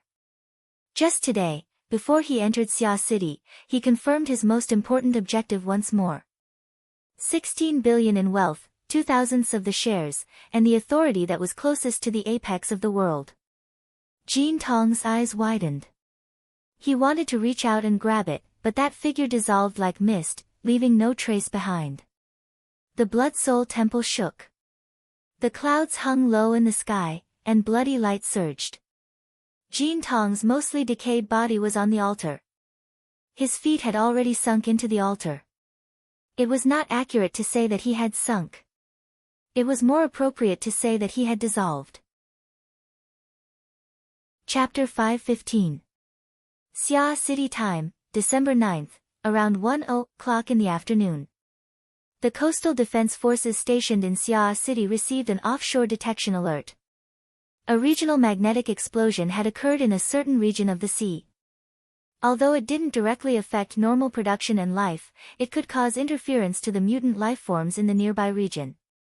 Although it was already the end of the year and the astronomical great tides had subsided, the Coastal Defense Forces still didn't dare to lower their guard due to the turmoil in Xia City. They had been upgraded to the 3rd level of combat readiness. 5 minutes later, the drone took off and arrived at the target sea area 20 minutes later. The high-definition camera carried by the drone captured the most dangerous and eye-catching elements of this region with practically no difficulty.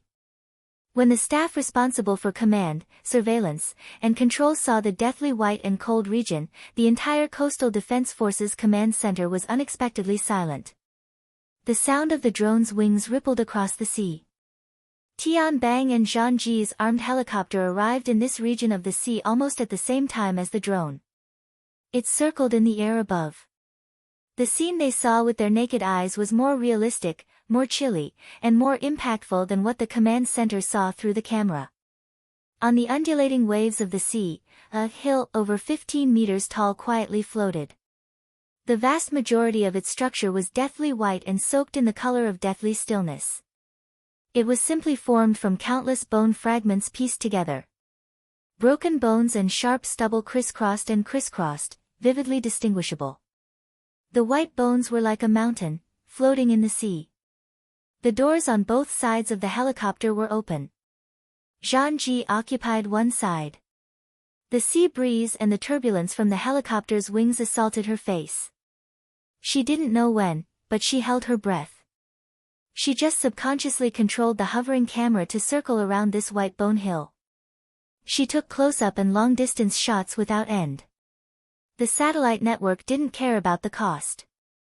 The clear images were transmitted back to the live broadcast room and into the eyes of over 20,000 people. For the time being, Zhang Ji didn't care what kind of repercussions such a scene would cause. After the initial period of shock, she was finally able to analyze more things from this white bone hill. She noticed that the skeletons on top of the white bone hill were all thick fish bones. Occasionally, there would be bird bones mixed in. The components should be the life forms of the surrounding seas, and 99% of them were mutants. The problem was, the color of the bones was awe-inspiring like new. But what about the flesh and blood? Was it scraped clean?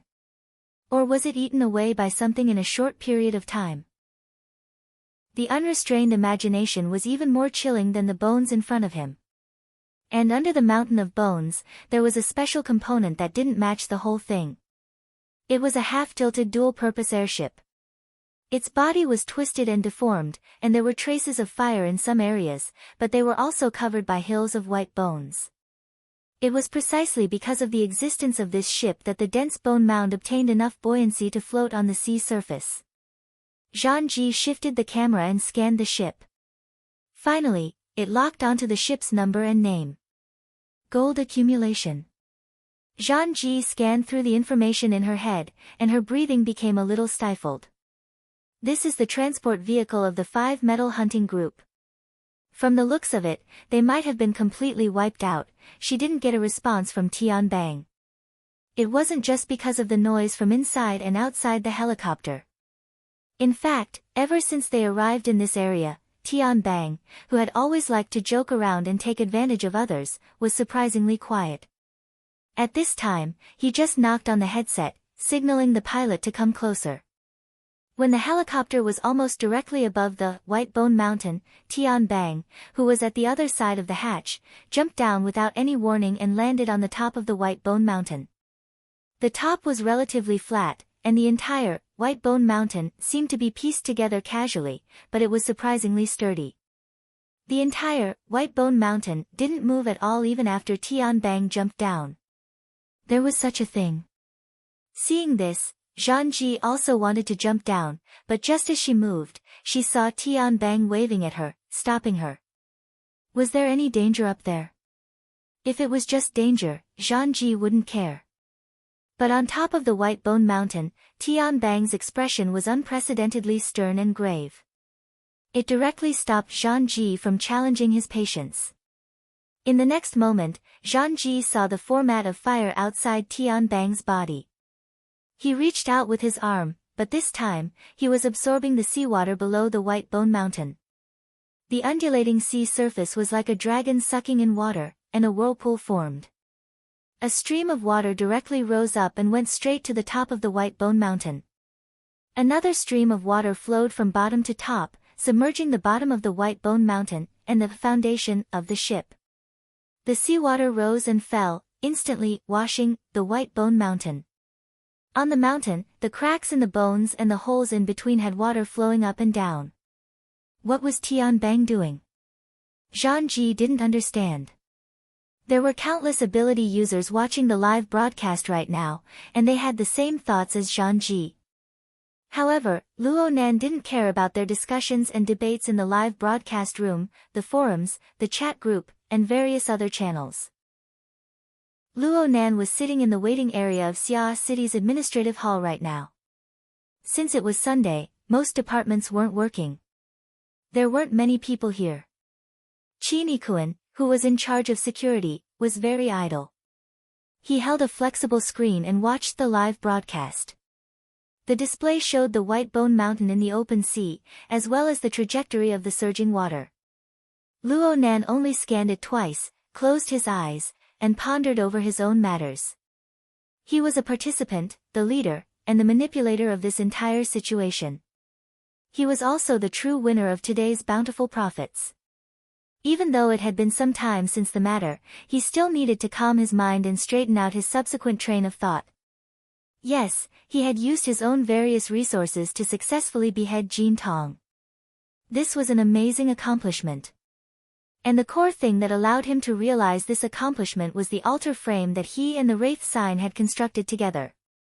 It could be called the Beast Fighting Arena.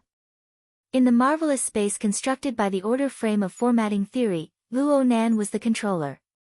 He had always been playing a game of balance where there were gains and losses, where there were gains and losses.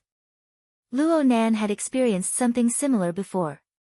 At the time, the Wraith sign and Rui Wen had exchanged pointers on the altar.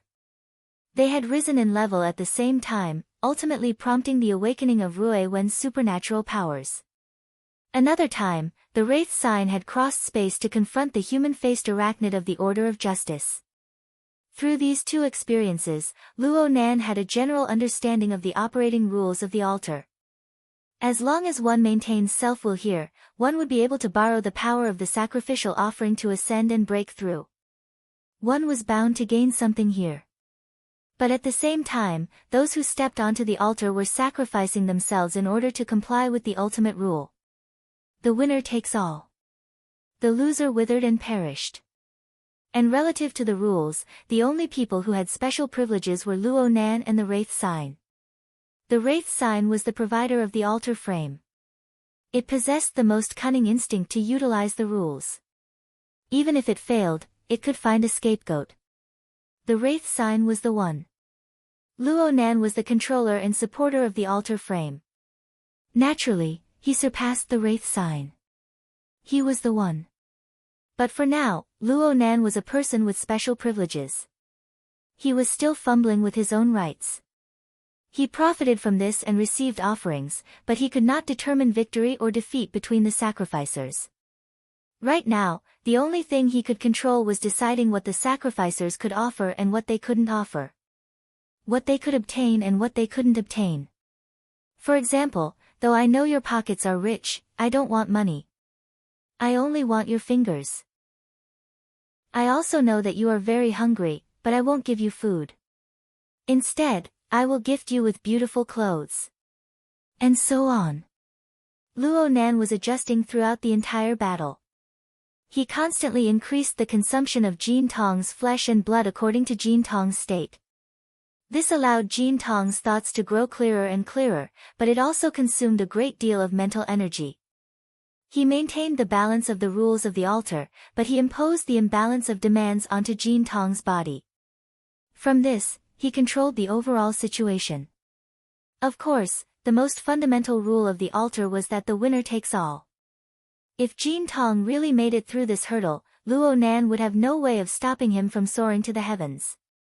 In reality, one really couldn't underestimate the wisdom and accumulation of any extraordinary.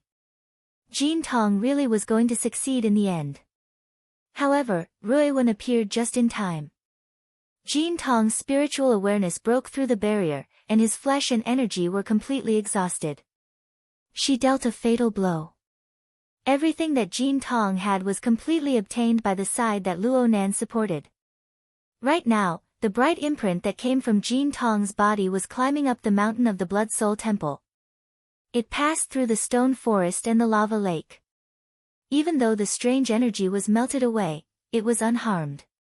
It passed through the courtyard and the garden. Though the shepherd's imprint was left behind, it did not stop this object. Then there was the third level of the cave. The stone statues of the mushed-mouth ape and Mo Luan were already placed here. This was also the place where Luo Nan could most easily mobilize his combat strength. However, the bright imprint didn't stop at all. It clearly didn't match this cave.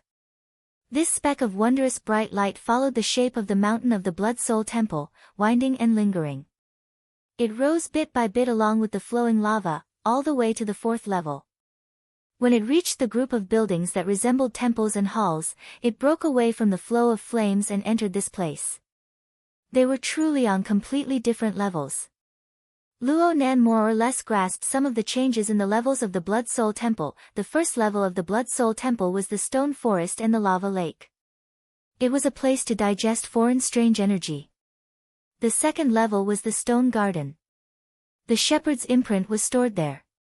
It could barely be considered a place for guests. This was because the few members of the Blood Flame Order had yet to complete the construction of the Blood Soul Temple. It was not easy to control them. Who would have thought that Luo Nan possessed the power of hell in this world? He borrowed the control of the human-faced arachnid to forcefully take down the Blood Soul Temple. As for the third level of the cave, looking at the stone statues of the mushed-mouth ape and the Mo Luan stone, it should be used to store the imprint of the architect. The 4th level of the temple hall was confirmed to be used to place the imprint of extraordinaries. Jin Tong was the first resident of this place. Then the 5th level was given to the legendary Blood Flame Will.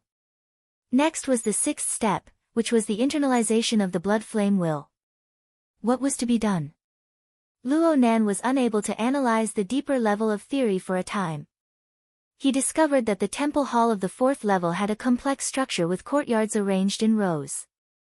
In fact, the inside was completely empty. Jin Tong's bright imprint entered this place and arrived at a hall to the left. There was a vague structure of rooms and the like outside the hall. But that was all. Luo Nan thought back to the cave on the 3rd level. There were several faceless stone statues. He just needed to wait for the imprint to connect and fill the place with bloody light. Then there would be a supernatural phenomenon. However, there were no statues within the hall of the 4th level. Everything within the rooms was empty. The bright imprint was located in the center of the hall. It was lonely and pitiful. Chapter 5:16. In the fierce battle with Jin Tong, the 2 puppets in the grotto had put in a lot of effort. The mushed-mouth ape had been killed 7 times in a row. If he were to change his name every time he died, he would be called Yuanjiu now. There was also Mo Luan. He had been killed twice and could now be called Mo Luan III. The successive resurrection of the puppets indeed brought a great deal of consumption to Jin Tong, but it was not without a price. Of these 2 puppets, the rotten-mouth ape used his own kind as a base, while Mo Luan used Gang Xiong to transform them with a single shot. After the puppet was formed, the cost of forging it again was reduced, but that was only relatively speaking. The mountain of bones in the outer seas of Xia City was proof of this. The reserves that the Blood Soul Temple had accumulated over the past few days had been completely used up in order to support their consumption. The human-faced arachnid had borrowed the power of the Jin Tong to stir up a powerful electromagnetic field. It was also a soul-sucking lure. It had practically slaughtered all the sea creatures within a radius of 200 kilometers. Only then was it able to barely support the Blood Soul Temple. Oh, there were also those unlucky bastards from the 5 Metals hunting group. Actually, if Jin Tong could calm his mind a bit, or if he could kill the mushed-mouth ape and Mo Luan a bit more fiercely and quickly, he could kill 2 more rounds of the human-faced arachnid before it could successfully transform into an external demon. Then perhaps Luo Nan really would have lost all of his corrosive light. Victory and defeat were separated by a thin line. However, the person who replayed the battle could only be the one who was alive.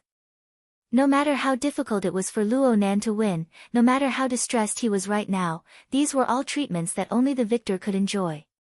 Now, the golden tree essence chi that the altar frame had seized should be divided equally between Rui Wen and the Blood Soul Temple. However, with Rui Wen's unique ability to assimilate her body and soul, she had no interest in these foreign impurities. She did not accept them at all, which benefited the Blood Soul Temple. The problem was that in the level of a closed system, the Blood Soul Temple really did not have the capital to monopolize it. A portion of it would be transferred to the Wraith Sign to enjoy, and the Wraith Sign would divide out a portion to offer to Luo Nan. Most of the resources used by the Bloody Soul Temple were used to build the Path of Blood and Fire. Currently, the altar at the summit had just been built, and the first 5 stages of the Bloody Soul Temple had been completed. There wasn't much left. The Blood Soul Temple was still continuously converting the impurities from the outside world to replenish their losses. The whirlpool in the lava lake in the stone forest was surging, it was chaotic. However, even if one could only enter the first 2 floors but not leave, the majority of the blood-red light was intercepted by the 3rd floor. Luo Nan watched the 2 stone puppets absorb the bloody light in an unending stream, while the 4th floor was only able to get some leftovers. This level of authority was messed up. He had originally wanted to interfere and see what kind of abnormality Jean Tong's bright light mark would produce. But after careful observation and evaluation, if the mark of light was to be completely enriched, the current amount of blood light energy would not be enough, even if it was multiplied by 10. Based on the situation of the cave puppets, it had at least 70 to 80% of Jean Tong's combat power at its peak, so the energy reserves needed were naturally massive. Unless he killed another transcendent. Go to hell. Luo Nan suppressed this dangerous thought to the bottom of his heart for the time being. He couldn't help but think, what would happen if I went hunting? The wilderness, the ocean, or the cloud world? Luo Nan felt a bit delighted. It was hard not to have such thoughts after beheading an extraordinary of the 100 Greats level. But very quickly, a phone call suppressed his emotional water level by a lot. The call was from Moya. She asked immediately, "Are you okay? Why wasn't he at the charity hall? Where are you, the police station?" "Ah. Oh. I'm fine. I'm fine." Only now did Luo Nan recall that the St. Mary's Church Hospital was one of the many murder sites reported by the Xia City Police. It was only a wall away from the charity hall they were at last night. No wonder Moya exploded in anger. Based on this deduction, wasn't his attitude a little too calm today? Luo Nan felt that it was a bit inappropriate, but he couldn't change it for the time being. He could only answer honestly, "We're currently at the South City Administration Hall doing the procedures. Today is Sunday. Something happened at the charity hall. It's not good to stay any longer, so I asked someone to." Luo Nan pondered as he lied. Was this reason really useful? "I'm coming." "Hey, it's all over." "Hey." The other side had already hung up. Luo Nan couldn't help but sigh. Rui Wen's procedures were more or less done at this time. Could it be that he was still waiting here for Moya to come over? Rui Wen, dressed in a simple t-shirt and cowboy attire, walked out from a compartment in the administration hall right as he was thinking. She was expressionless out of habit. Gouda followed closely by her side. As for the middle-aged man who was 2 steps behind her, he was a deputy chief of the Xia City SCA branch office. His surname was Hu. He had been requested by He Yueyin to be appointed by the Xia City SCA branch office. He had rushed over specifically to help with the relevant business. As a high-ranking member of the SCA, this deputy chief who possessed a clearer understanding of the inner world. His information was updated quite promptly, and he didn't lack the proper attitude. Perhaps it was because of this that he was selected by the bureau to come over. Look at his expression. In any case, it wasn't natural. After all, the previous person in charge of this business, the person who had arranged for Luo Nan's group to be sent to the St. Mary's Charity Hall, was currently in the police freezer with his 9 companions, waiting to be cremated. Quantum Corporation was responsible for all funeral expenses. Spending people's money. Helping people block disasters. It was nothing more than this. Rui Wen didn't say a word. She walked to Luo Nan's side and stood there quietly.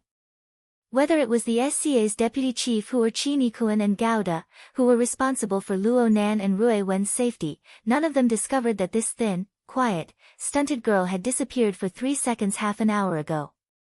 She had floated back after killing an extraordinary. In reality, even though Luo Nan had seen everything from start to finish and had even helped guide and locate her, he was still in a dream right now. Luo Nan smiled at Rui Wen and bowed to express his thanks to Deputy Chief Hu. "Thank you, Chief Hu, for your help." He just spoke a few simple words of courtesy.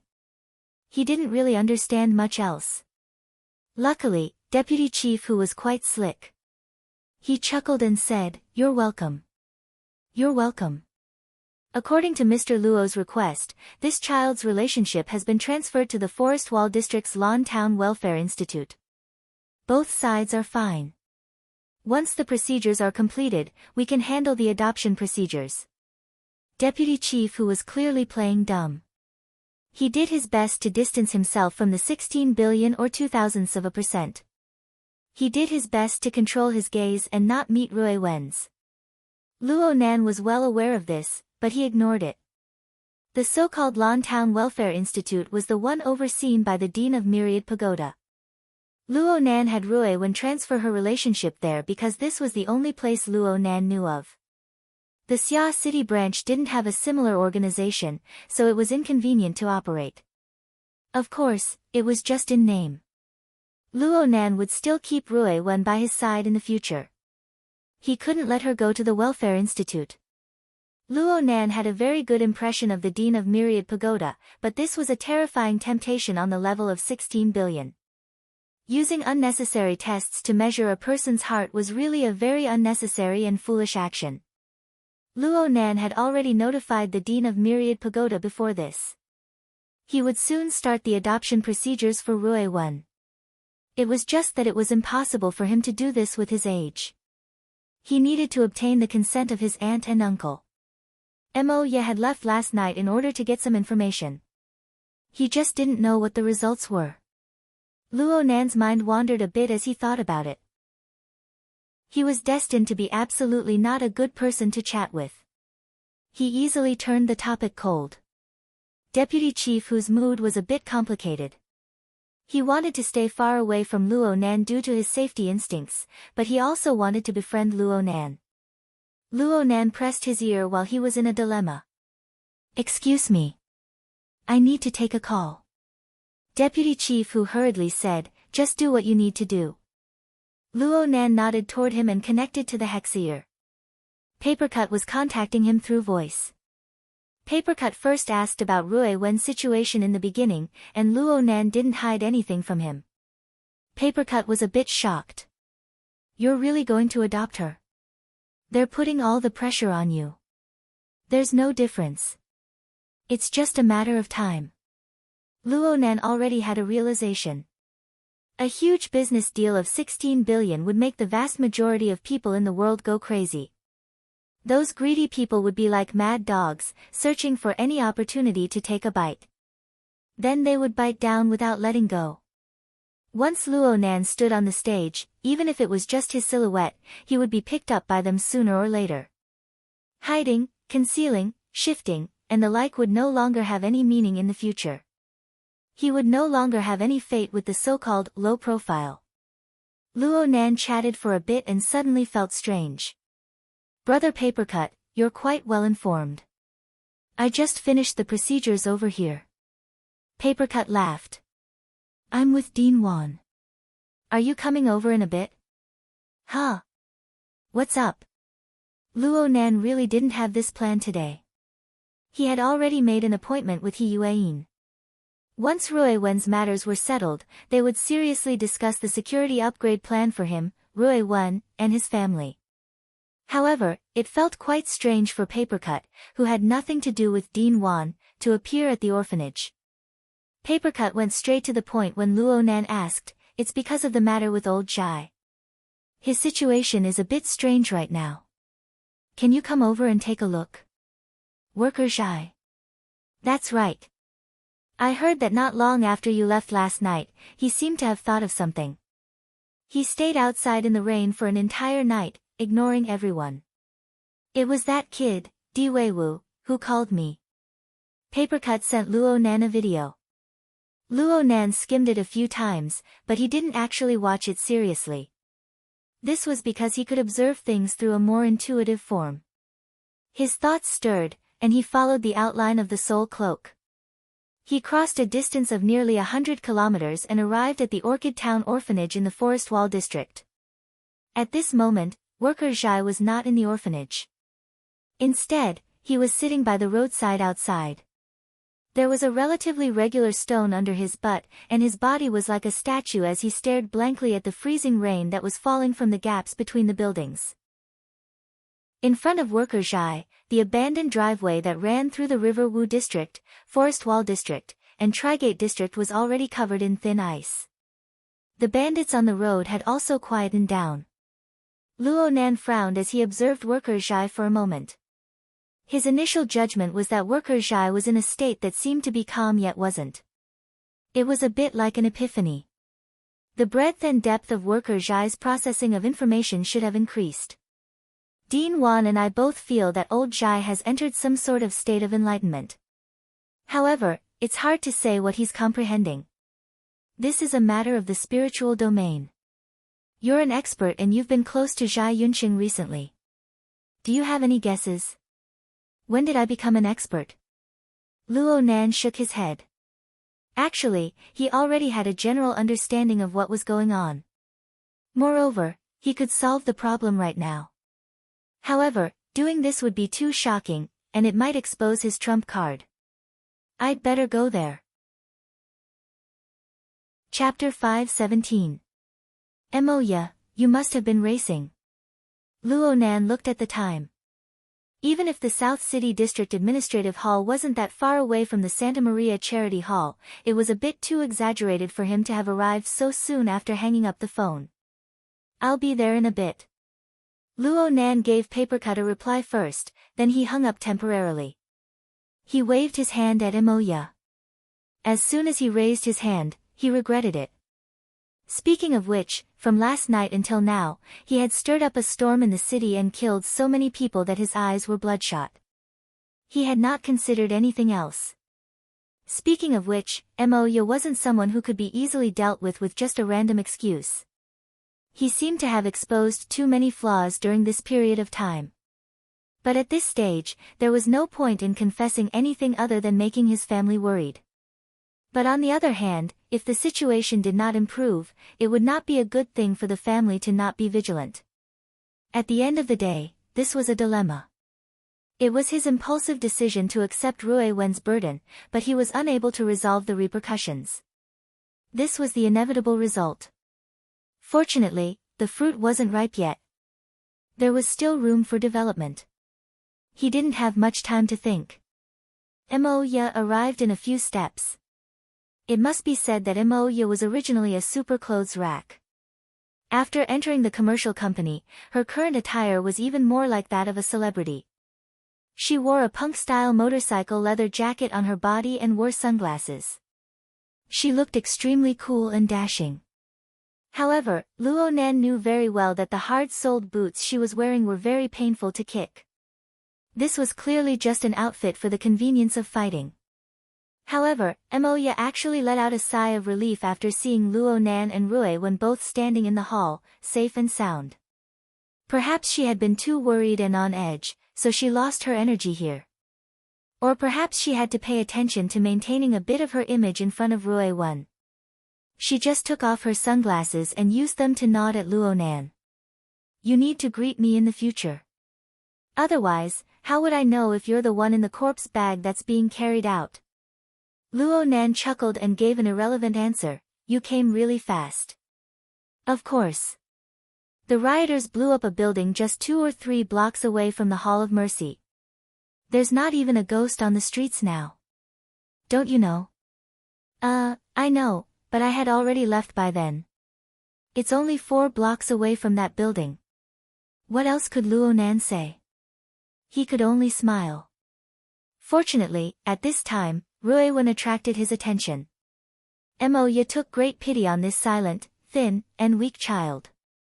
She laughed as she bypassed Luo Nan to touch Rui Wen's cheek. You didn't get scared, did you?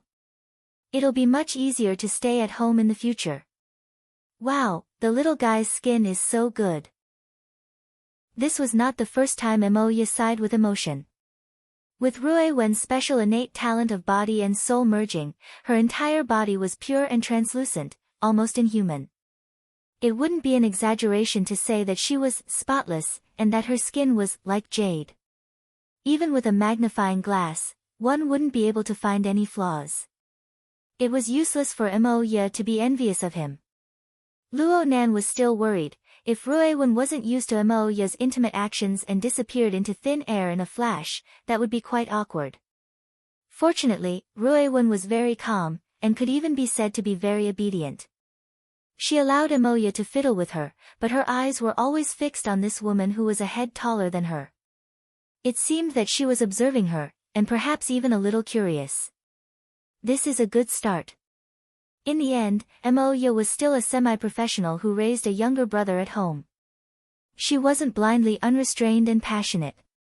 After expressing enough goodwill towards Rue Wen, she continued to close the distance from a new angle. Let me see. The wristband is already fitted. The SCA is the most active at times like this.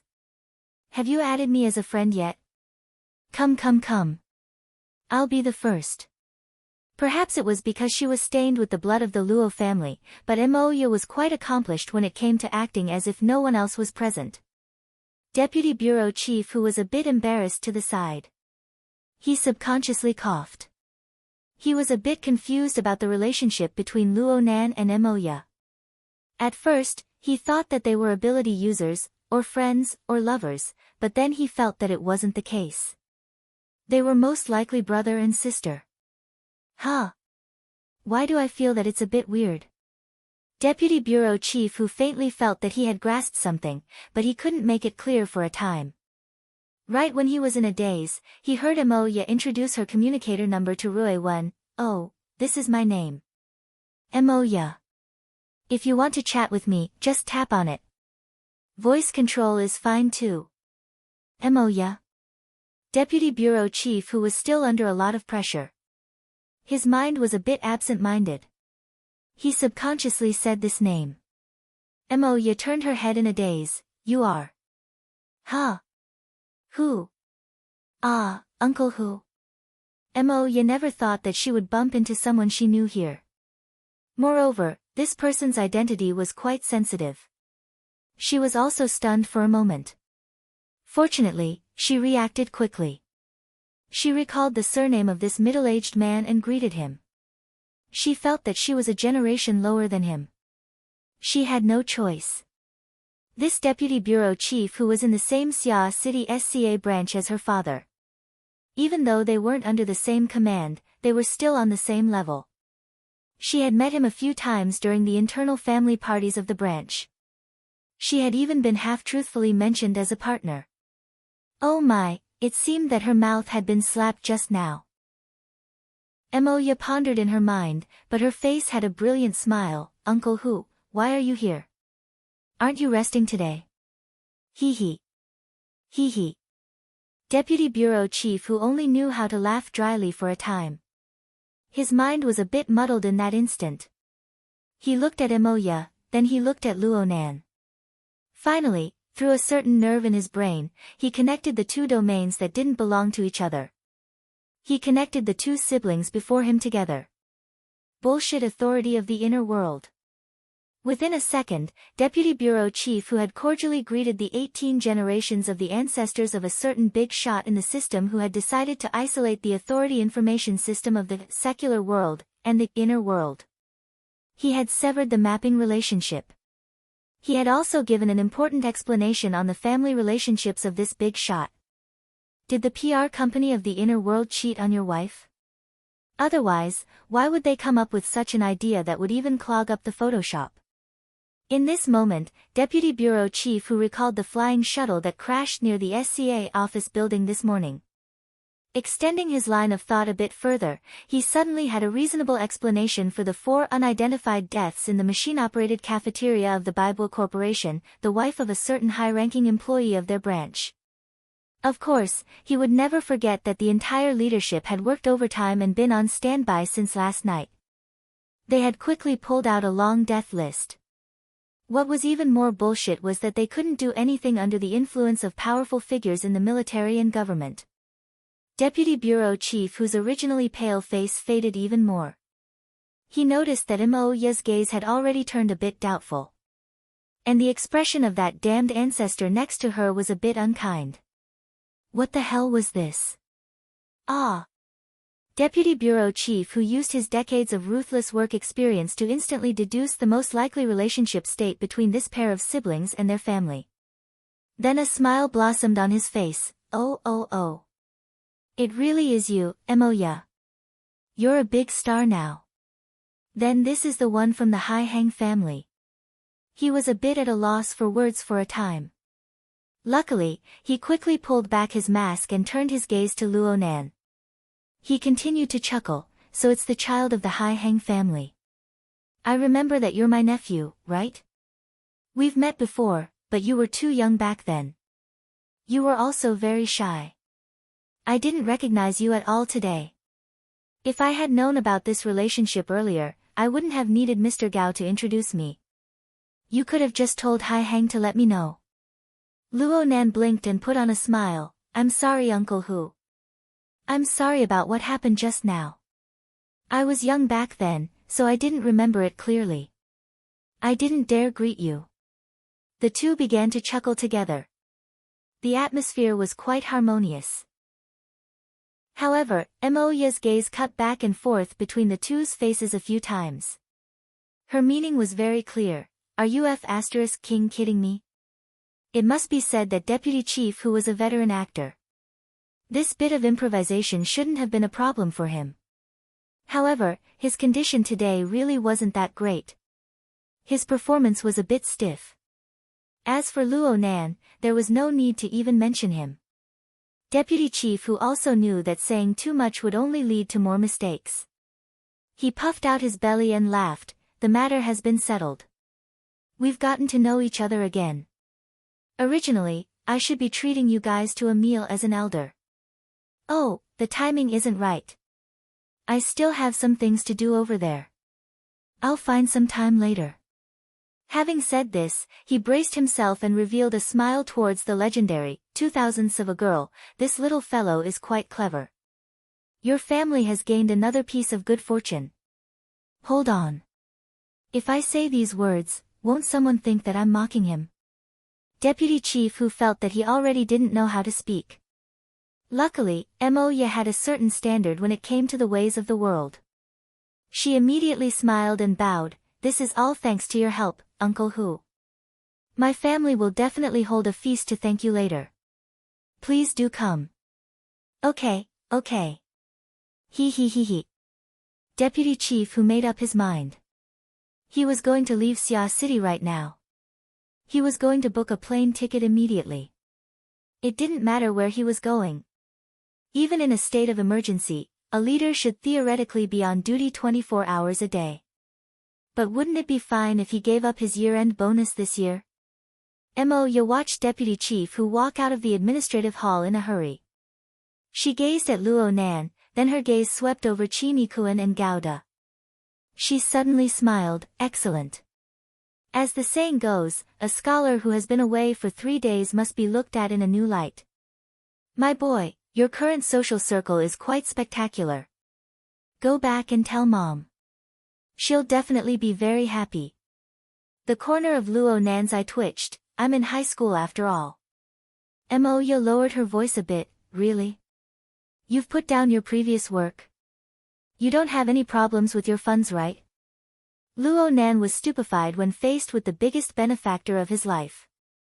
But he could only shake his head right now. He understood in his heart that it wouldn't be that easy to get through this time. Who knew that Imoya would raise an eyebrow and change the topic? The procedures are done. Are you going home?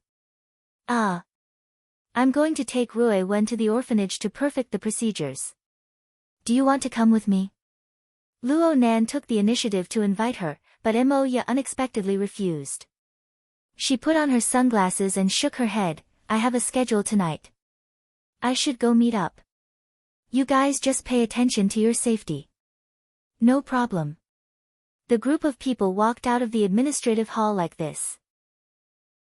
Moya had just bought a red sports car a few days ago. She smiled as she gave Ruewin a light hug. Then she nodded goodbye to Chinikuan and Gouda before getting into the car. The car window slid down. Only now did she hook her hand at Luonan. Luonan walked forward and bent down to look at her. Moya's eyes stared over from behind her sunglasses. I've always believed that people without ideals are trash worse than dogs. But don't make me regret supporting you. Luonan was silent for a second before spitting out a word, I won't. Her voice was faint, but it was clear and distinct within the classic rumbling noise of the sports car's engine. Chapter 518. The jeep started moving. It first headed south, circled around the Huanhai Highway, and headed toward the Western Forest Wall District. Luonan received Moya's reminder in the car. He gave his aunt a call. The outside world was in a state of chaos. He had to report that he was safe no matter what. The call didn't last long. It ended after a minute or two. Everything was normal on the phone, but Luonan couldn't help but stroke his brows. He didn't know when his brows had become knotted. It must be known that the entirety of Xia City was under the surveillance of his soul cloak. Luonan poured his thoughts into it, and no changes in the situation at home could be hidden from his eyes. Luonan's aunt and uncle were sitting in the living room at home right now. The two were silent. Luo Shuqing had been fiddling with the wristband on her wrist the entire time after the call ended. Her expression could be described as calm or repressed. She wasn't as calm as she appeared on the phone. As for Luonan's uncle, Mo Haihang, he was sitting to the side. He was hugging his stupid, black, and thick mobile workstation, operating it. He even had an electronic cigarette in his mouth. Steam rose, and it made a sizzling sound. This scene made Luonan think of the time when he eavesdropped on Luonan's uncle and aunt's conversation. They, and Moya. Where did their train of thought go? Luonan spoke subconsciously. He didn't want to hear an answer. He just wanted to calm his emotions a bit. Chinikuan, who was next to him, thought seriously for a moment. He replied, from Miss Moya's behavior, perhaps she believes that your research results have been sold for a good price, or that you have a very powerful investor. Luonan was stunned for a moment. He turned his head.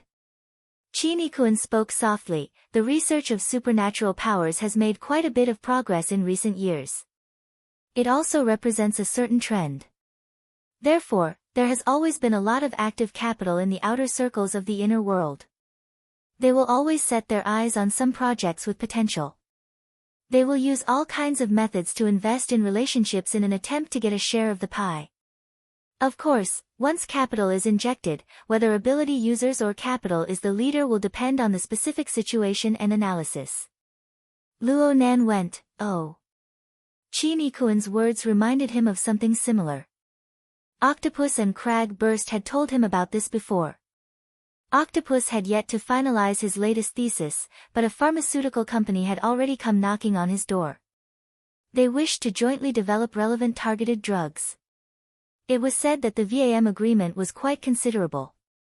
In this sense, it was not impossible to say that Luonan's research results could be sold for a good price. This is a good reason. Luonan was a bit moved. If he could do more research on this and gradually transfer his situation in the inner world, it would not be a problem. Instead of letting the family's imagination run wild, it was better to guide them in a controllable direction. In any case, uncle and aunt's acceptance of this matter should be better than ordinary people who had no concept. He asked for Chinikuan's opinion. Brother Chin, what do you think about the topic research on targeting drugs based on formatting theory? Do you think it will work if you use it to attract investments? Chinikuan shook his head. I'm a layman. Luonan grew excited, I think it's quite reliable. Actually, there are projects. Brother Octopus's progress is quite good already. I can ask Sister Yuan to help draft up a plan later. As Luonan's accumulated power was released layer by layer and soared all the way, he already possessed a prominent position in the inner world. He also possessed the corresponding right to speak. All right, Perhaps it was his companions at the Xia City branch who were flattering him.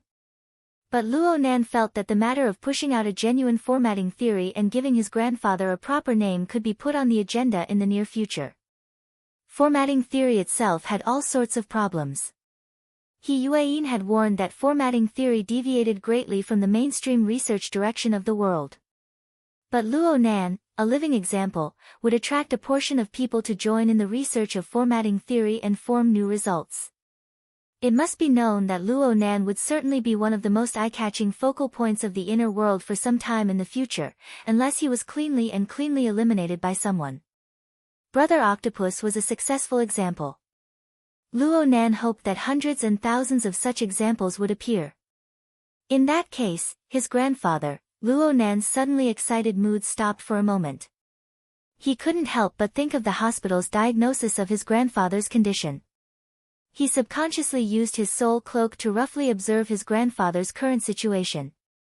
An old man, who was already emaciated and deformed, was wrapped in a thick blanket in the hospital room. He sat on the bed and stared blankly at the pattering freezing rain outside. Luo Nan didn't know what this rain, this city, and this world looked like in his grandfather's eyes. The severe symptoms of schizophrenia caused everything before this old man's eyes to transform into the harshest and most realistic of illusions. In this unchangeable and distorted world, even the most rigorous rationality had to yield to the patient's instinctive feelings, creating absurd logic. Even for the patient, it was still rigorous and thorough. It was impeccable. Reality was just this sorrowful. Luo Nan's soul cloak gave him an astonishing range of perception, but it also made it impossible for him to avoid this reality. He didn't even have the chance to buffer. But perhaps it was because of the continuous advancement of his cultivation and the influence of his glorious battle achievements, Luo Nan had a marvelous confidence and premonition right now. Perhaps it was a misconception. In reality, this wasn't something that suddenly appeared. It had formed a long time ago, just if his grandfather always adhered to the logic of formatting theory, then perhaps the only person who could communicate with him would be Luo Nan himself. Even if he couldn't do it right now, sooner or later he would discover a docking window as his understanding and application of formatting theory deepened. Luo Nan had once thought of using a psychic's drawing to try it out, but now that he thought about it, it was quite unrealistic. Due to the aggravation of his schizophrenia, the heavens knew what the drawing looked like in his grandfather's eyes. Only by truly connecting their minds could that tiny bit of possibility be unearthed. Luo Nan turned his head to face Rui when his thoughts reached this point. It'll be a bit quieter in 2 days. I'll take you to see my grandfather. There's a new person in the family. I should at least let him know. Rui listened quietly. She didn't say much. Luo Nan knew that she didn't refuse, and that was enough. Luo Nan let out a long breath and leaned back in his chair. He slightly closed his eyelids, but when he wanted to open them again, he felt that they were strangely heavy.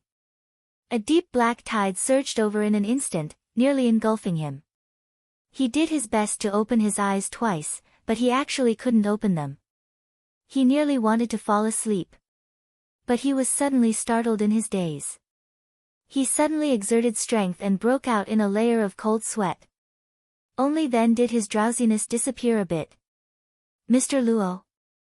Qin Yikuan noticed Luo Nan's mental state. He was a bit worried. You should sleep in the car for a bit. You haven't slept for nearly 40 hours. It's nothing. I was just thinking about something.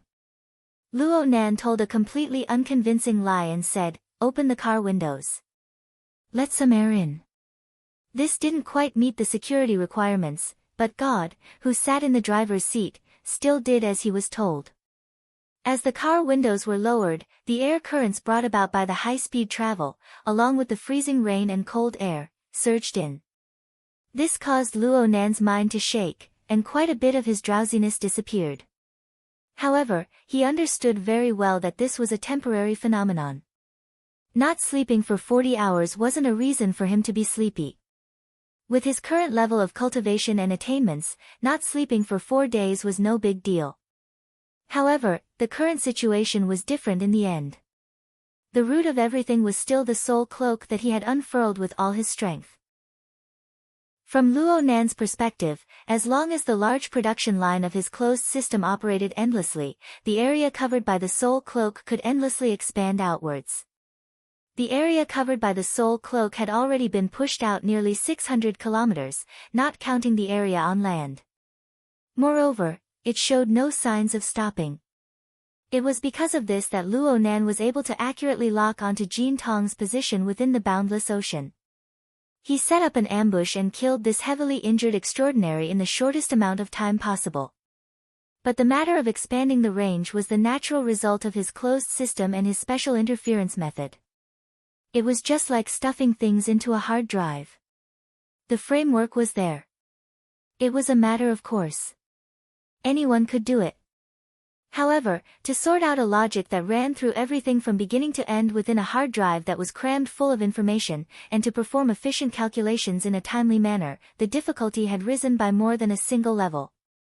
In the cloud world, the range of Luo Nan's soul cloak's expansion was much vaster than in the cloud world. It was just that the environment there was relatively monotonous and the targets were limited.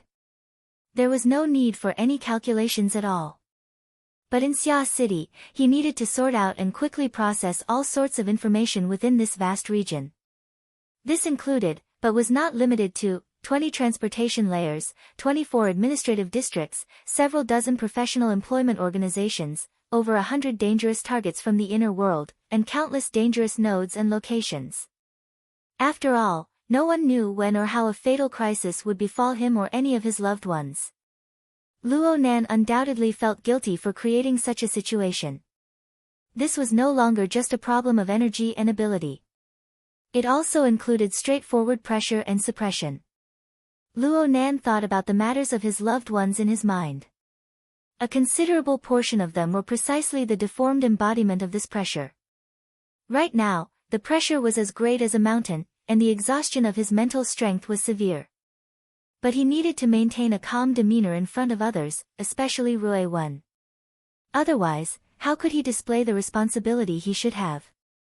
However, these days could not continue for too long. Luo Nan intentionally diverted his attention in order to avoid being assaulted by his fatigue once more. His eyeballs swiveled, and his gaze stopped at the front control screen. A video program was playing there. God had turned it on after getting in the car. God and Qin Yikuan were both professionals. Their professional standards were extremely high. Normally, when they were driving and executing missions, they would not be distracted by other matters. But right now, they were paying attention to this program because it was relatively sensitive and closely related to the mission. Right now, the program was displaying a certain region in the outer seas of Xia City. The Hill of Bones was floating on the surface of the sea. Luo Nan had nothing to say. Is Zhangji still broadcasting live? Qin Yikuan answered, right now she's only providing the live footage. The main point is still the analysis of the experts. God increased the volume of the program as he spoke, and he transmitted the image to the audio and video system in the back seats. Without the stimulating, immersive scene, the appeal of Zhangji's live broadcast would drop by over half. Right now, they were faced with this extremely topical topic, but there was no straightforward answer to the Hill of Bones. It was the turn of the experts from all walks of life to step onto the stage and display their talent for nonsense. It was reasonable to say that the most important question was who created the Hill of Bones. However, a large portion of the energy of the experts from all walks of life wasn't focused on this. Instead, they were focused on the accumulating gold beneath the Hill of Bones. This dual-purpose ship possessed a very strong symbolic significance. Especially when the search work continued. More and more corpses and remains of the members of the 5-metal hunting group were found in the surrounding seas. The topic of discussion inevitably pointed towards a most crucial point. The 5-metal hunting group was nearly completely annihilated. This was something that could already be confirmed. But had the true soul of the group, Jin Tong, already melted into this hill of bones? Not even his bones remained. Or did he rely on the inconceivable abilities of extraordinaries to avoid death? Whether he lived or died, whether he survived or perished, This determined the nature of this matter.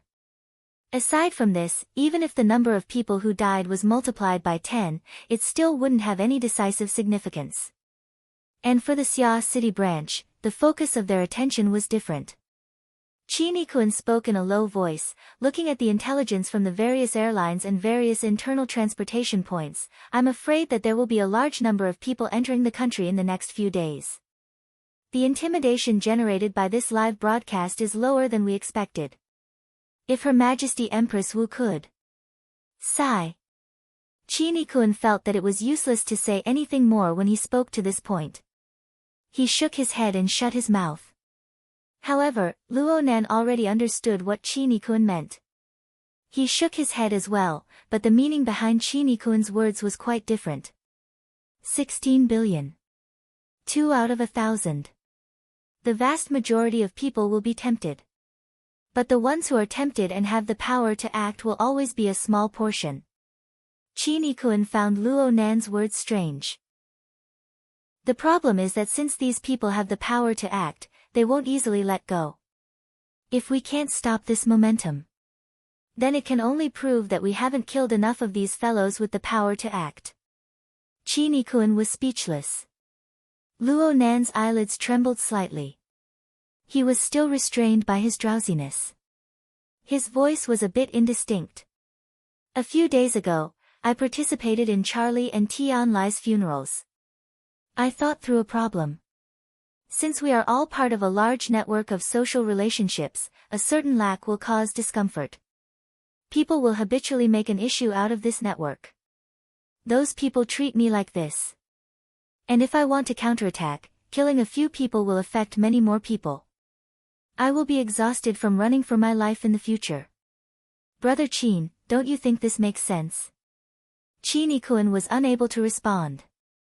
God looked over through the rearview mirror. This young genius in the eye of the storm. Has he finally revealed his worry? Luonan's drooping eyelids covered his pupils. It was impossible to see what he was thinking in the end. On the program, the rather die-hard faction and the rather lively faction were still arguing. If they could fight, the two sides would certainly beat the brains out of each other. Luonan could only think in this clamorous and lively atmosphere. Fortunately, there is a phenomenon in this world. It's called, birds of a feather flock together. The freezing rain fell without end. The infrastructure of the high-altitude stratum was good, but it was indifferent to this. However, the feeling of watching the rolling muddy water form a line in the recycling stratum as it fell from the sky wasn't that wonderful. According to statistics, 14 of the 24 administrative districts of Xia City possessed the recycling stratum. The Western City District and the 4 satellite cities had the most recycling stratum. This was because these places were the gates to the wilderness. They were also the sewage outlets that poured out the city's garbage, in various senses. At the same time, they were also the flow points of Grey Capital. Setting up a welfare home here was actually a very subtle matter. It was very easy for people to misunderstand. Those who knew the ropes would ask what the code of the dark web was.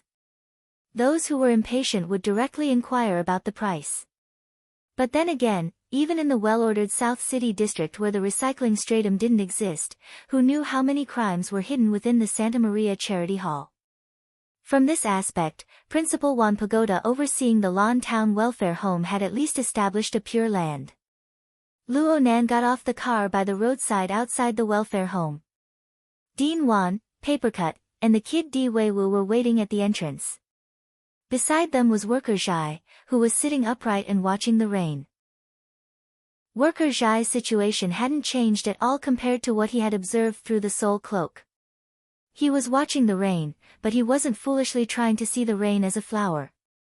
He had entered a state of selflessness, testing out his own ideas over and over again. That's right. Worker Zhai was endlessly sketching the condensation ring. He should have faintly discovered the subtle changes in the environment caused by the freezing rain. He hoped to borrow the interference scene constructed by the soul cloak to seize the opportunity to complete the condensation ring project. After all, the water molecules were sufficiently interfered with. They were exceptionally lively. It was different from being by the side of a pool or the surface of the sea. This pulsating rhythm was an extremely beneficial guide. Actually, the success rate of worker Zhai's telepathic drawing was already extremely high. Occasionally, droplets of water would fly through the curtain of rain, showing the results of his hard work. However, these works were lacking by a thread compared to the semi-permanent structure Luo Nan spoke of, a stable carrier that carried the wonders of the interference between the mental and the material. This thread of difference was the most torturous. Since Luo Nan was the one who proposed the cultivation plan, he naturally had his own thoughts when faced with this situation. However, Papercut and Principal Juan Pagoda were both present, so he didn't act rashly. Instead, he asked for their opinions. The model you spoke of is reliable in theory, but it's lacking by a bit. Papercut also saw the doorway. He was a mental side awakened, so his general knowledge structure was much more solid than Luo Nan's. Today's environment is good, and my state is good. If I can't even do this, it will be too hurtful. Juan Pagoda said, although the material nature doesn't conflict, it isn't the best point of focus. What? Papercut didn't understand. Luo Nan understood. Dean Juan means that the condensation ring itself isn't too compatible with the nature of worker Zhai's ability. You're talking about mutual promotion and restraint? Papercut and Gao Tianshi had a good relationship. They had been together for a long time, so Papercut was a bit affected. This description had a very traditional flavor to it. Juan Pagoda actually expressed his approval. It doesn't matter if it's metal, wood, water, fire, earth, or electromagnetism, heat, and other forms of expression. They are all just entry-level steps that lead to the ultimate material nature.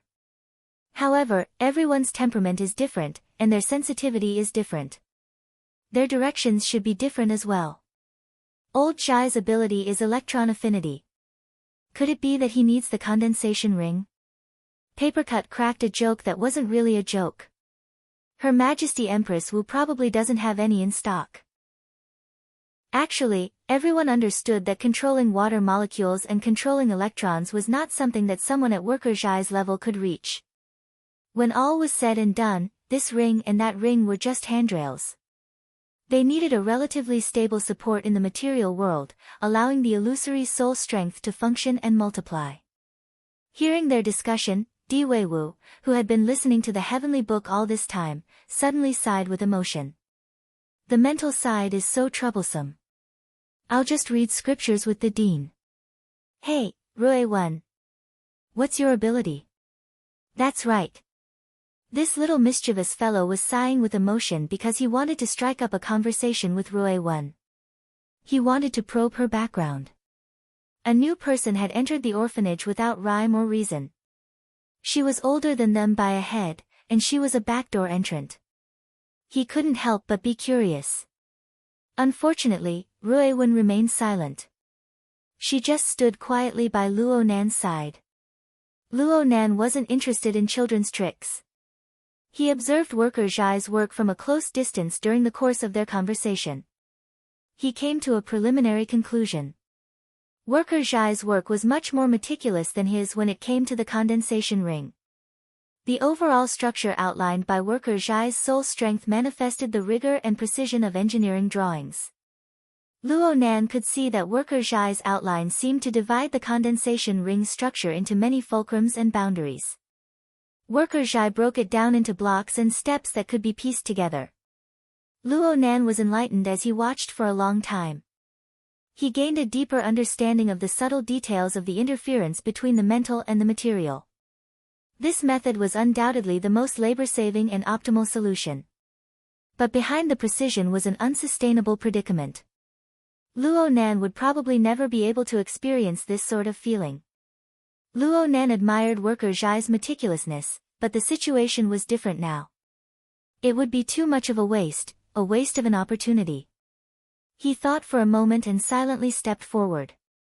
He abruptly bumped into worker Zhai, interrupting worker Zhai's state of oblivion. Worker Zhai was stunned for a moment. He turned his head to look and saw Luo Nan simply sit on the ground, ignoring the dampness. He took out the split-page notebook that rarely left his side and turned on the flexible e-ink screen and drawing software.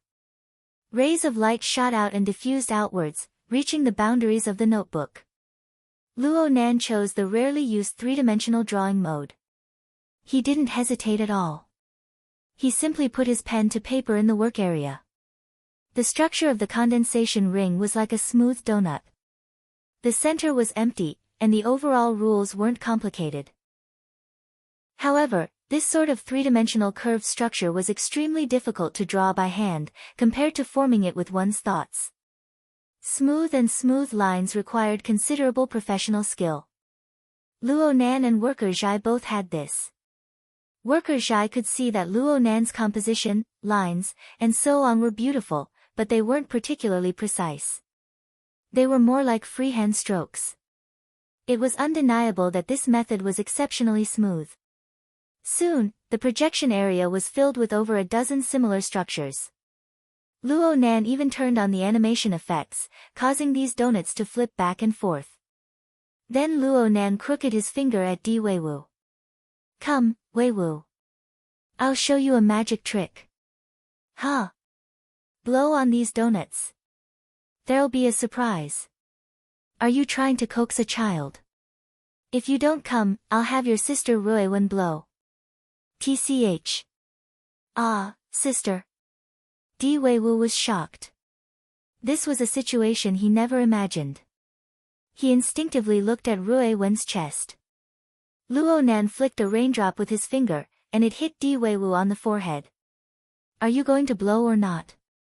"Blow. Watch me blow your cowhide off." Even though Luo Nan said this, Di Weiwu still moved forward with great interest. He puffed his cheeks and fiercely blew on the painting area. It was at this moment that the dozen or so donuts in the work area seemed to be brushed by the airflow. They floated out from the bound light of the work area. They seemed to be stained with special light powder, and they transformed into glowing bubbles that changed shape and scattered outwards. "Wow! This is cool!" Di Weiwu praised loudly. He was completely unaware of the difficulty of producing a similar scene. Luo Nan's method was inspired by the Order of Justice. Back then, the Order of Justice had used a projector to construct the structure of the sacred space. There was also the Myriad Towers. They had used a similar method to test Xie Junping and Du Yang's attainments in the mystic arts. Compared to the projector array, Luo Nan's method embodied the interference effect of soul strength, turning the void into reality. His method of using interference strength to draw in light was even more breathtaking. Of course, the magic trick was just a gimmick. The true value of this method was revealed later. The glowing bubbles rapidly shrank at a visible rate.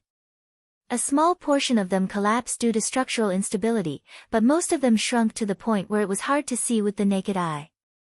This was because the work area of the flexible screen was loaded with the glimmering energy of the glimmering screen. It released rays of light that were like the eye of a needle. 2 seconds later, these rays of light transformed into resplendent pearl-like light. This was because the structure of the condensation rings had successfully gathered water molecules. The water droplets refracted light. Chapter 5:19. This was all Luo Nan could do in regards to Worker Zhai's leap from 0 to 1 of the Dragon's Gate. Perhaps turning Worker Zhai into a member of his closed production line would greatly speed up the process, but what was the point of this pointless efficiency? Luo Nan patted Worker Zhai on the shoulder and stood up. After a slight hesitation, she stuffed the notebook in her hands into his hands. Perhaps the randomness of pure craftsmanship would help Worker Zhai struggle out of his excessive pursuit of precision. Worker Zhai raised his head and smiled at Luo Nan. He was not polite. He picked up the digital pen and began to draw up and down in the working area of the drawing software. Disregarding everything else, his body language was much more relaxed. Luo Nan shifted his gaze. "Brother Papercut, don't just sit around. You've also trained in the condensation ring. Come over and talk to Worker Zhai." Papercut had been looking at the translucent water droplets penetrating the curtain of rain in a daze. After he came to his senses, he spat. Only a ghost has ever practiced it. Cough. Even if he did, it would be for fun. Though he said this, he still came over obediently. He sat in Luo Nan's previous seat and watched worker Zhai draw. At this moment, Di Weiwu had also recovered from the excitement of witnessing mental magic with his own eyes. His eyes were shining, and he had an expression that said, "I don't understand it at all, but it's so interesting. Someone, hurry up and teach me." However, he had just expressed his disdain for this sort of cultivation method. In the end, he didn't have the face to spit it out in a short amount of time. He simply made his way between his godfather and Papercut, staring closely at Luo Nan's loose-leaf notebook. He wanted to find a possible mechanism within it. Since the three of them were together, Luo Nan no longer disturbed them. He smiled at Dean Wanta and said, "Let's go through the formalities." Luo Nan was talking about the continuation of Rue Wen's relationship transfer. Actually, it was more or less done in the administrative hall. Luo Nan was just saying this to give worker Zhai some space and to chat with Dean Wanta. Forget about the procedures. I think what you should do now is to have a good sleep. Dean Wanta's words were almost the same as Chinikuan's advice in the car. Obviously, Luo Nan's exhausted appearance had reached the point where everyone could see it. At this moment, Chinikuan nodded at the side, expressing that Dean Wan's words had deeply resonated with him. Luo Nan grinned, but he didn't say much. He led Rue Wen inside. Wanta stopped persuading him and directly called the nanny of the orphanage to complete the last part of the procedures. It took a total of 5 minutes. At this time, worker Zhai and the others had not made any breakthroughs. Luo Nan could not come and go in a hurry, so he stayed in the reception room and chatted with Wanta. Rue Wen sat quietly by Luo Nan's side. Chinikuan wandered around the room, appreciating the first-rate design effects. Luo Nan could not help but let out a yawn in the time it took to say a few words. A black tide surged before his eyes, and his mind grew more and more absent-minded. Just now, when he had helped worker Zhai change his train of thought, he had boosted his spirit and gotten a little excited. Now that the excitement had passed, he felt even more tired. The Dean of Myriad Pagoda was making tea for Luo Nan and the others. She said leisurely when she saw this, forcibly going against the nature of matter is never pleasant. With such a heavy burden on you right now, once you suffer a backlash, the consequences will be even more serious. Luo Nan's eyelids twitched when he heard this, but he didn't completely open them in the end. It was also Wanta's fault. The reception room he designed had maximized the livability and comfort factor. Sitting on the old sofa, one's body would feel soft and unconsciously relaxed. But now was absolutely not the time for him to relax. He couldn't sleep no matter what. Right now, the entire world was watching Xia City. Countless ability users were rushing over. Since it was unknown whether Jin Tong was alive or dead, these people held quite a bit of wishful thinking. The more wishful thinking they were, the more dangerous it was.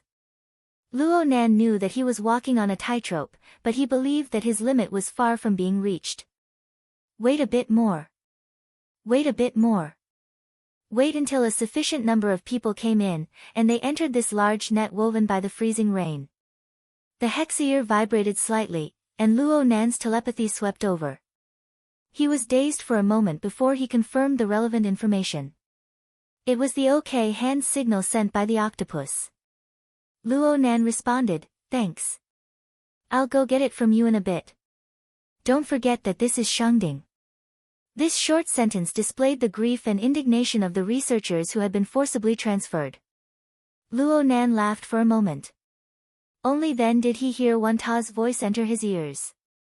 The sensitivity of nerve cells to information will decrease under a state of suppression. If something goes wrong right now, it will be very hard for you to react. This isn't decided by the range of your senses. Luo Nan quivered. His eyelids completely opened as he looked at Wanta. This sentence was much more straightforward than the previous one. This leader of the Order of Creators clearly had a certain understanding of the current state of affairs. Moreover, he was aware of a deeper level of information. Luo Nan looked at Wanta. Chinikuan, who had turned to the corner of the reception room, cast a stunned gaze toward Luo Nan. The bodyguard also heard some clues from Wanta's words, but he still didn't dare to make a rash judgment. Wanta noticed the change in Chinikuin's expression. His brows slightly furrowed. Only now did he realize that Luo Nan's actions were actually hidden from even his own bodyguard. His previous words were a bit careless. Luo Nan laughed and sighed at this time. This is a helpless move. However, even you, Dean Wan, know about it. The speed at which news spreads is truly beyond imagination. Wanta laughed when he saw that Luo Nan didn't care. But his following words were a bit more conservative. The Starry Sky Club is the outer circle of the inner world. Relevant missions have indeed been posted.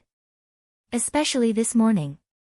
Information related to 16 billion and 2 out of 1,000 was posted all over the high-level mission area of the club.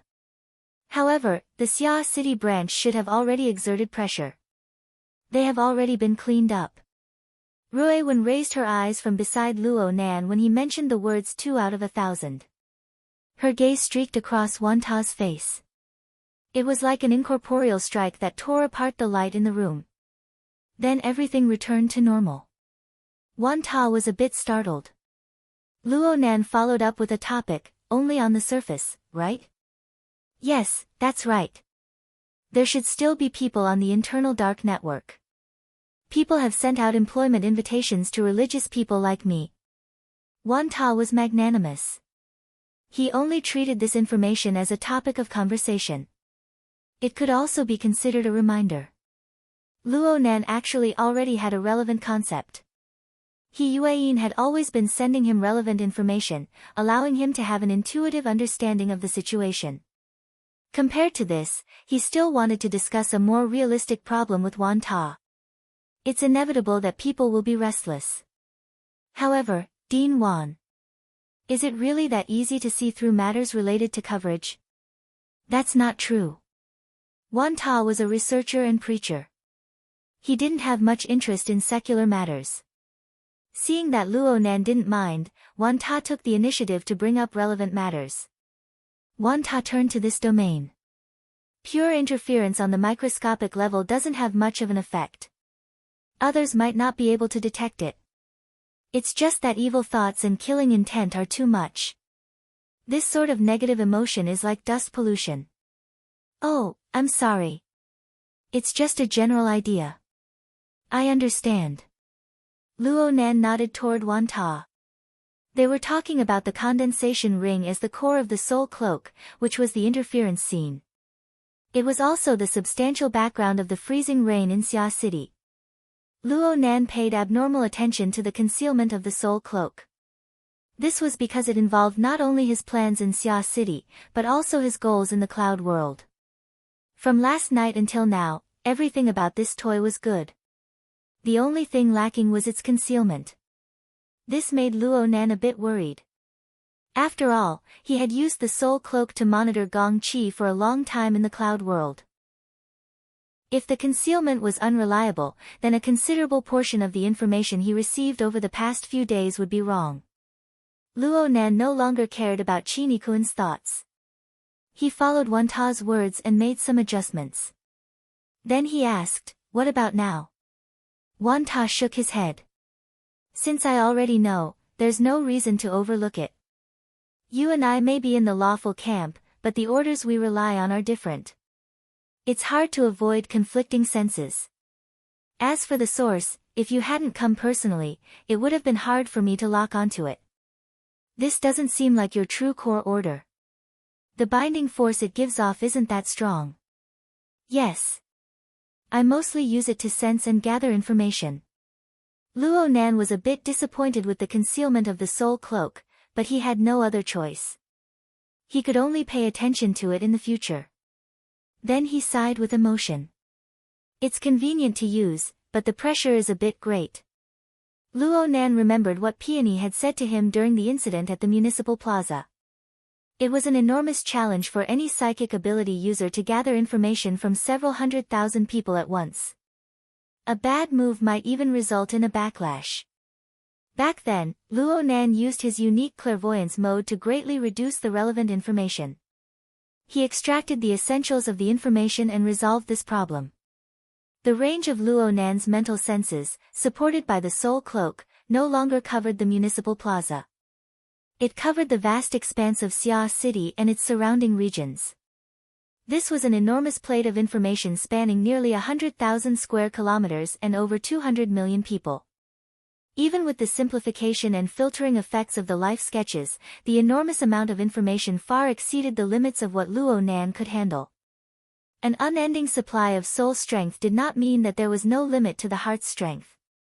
In fact, the heart's strength was rooted in the foundation of the human skeleton. The brain consumed energy at every moment, and at the same time, it emitted waste heat.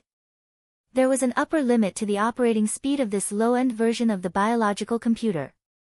The source lay in the material structure of the brain.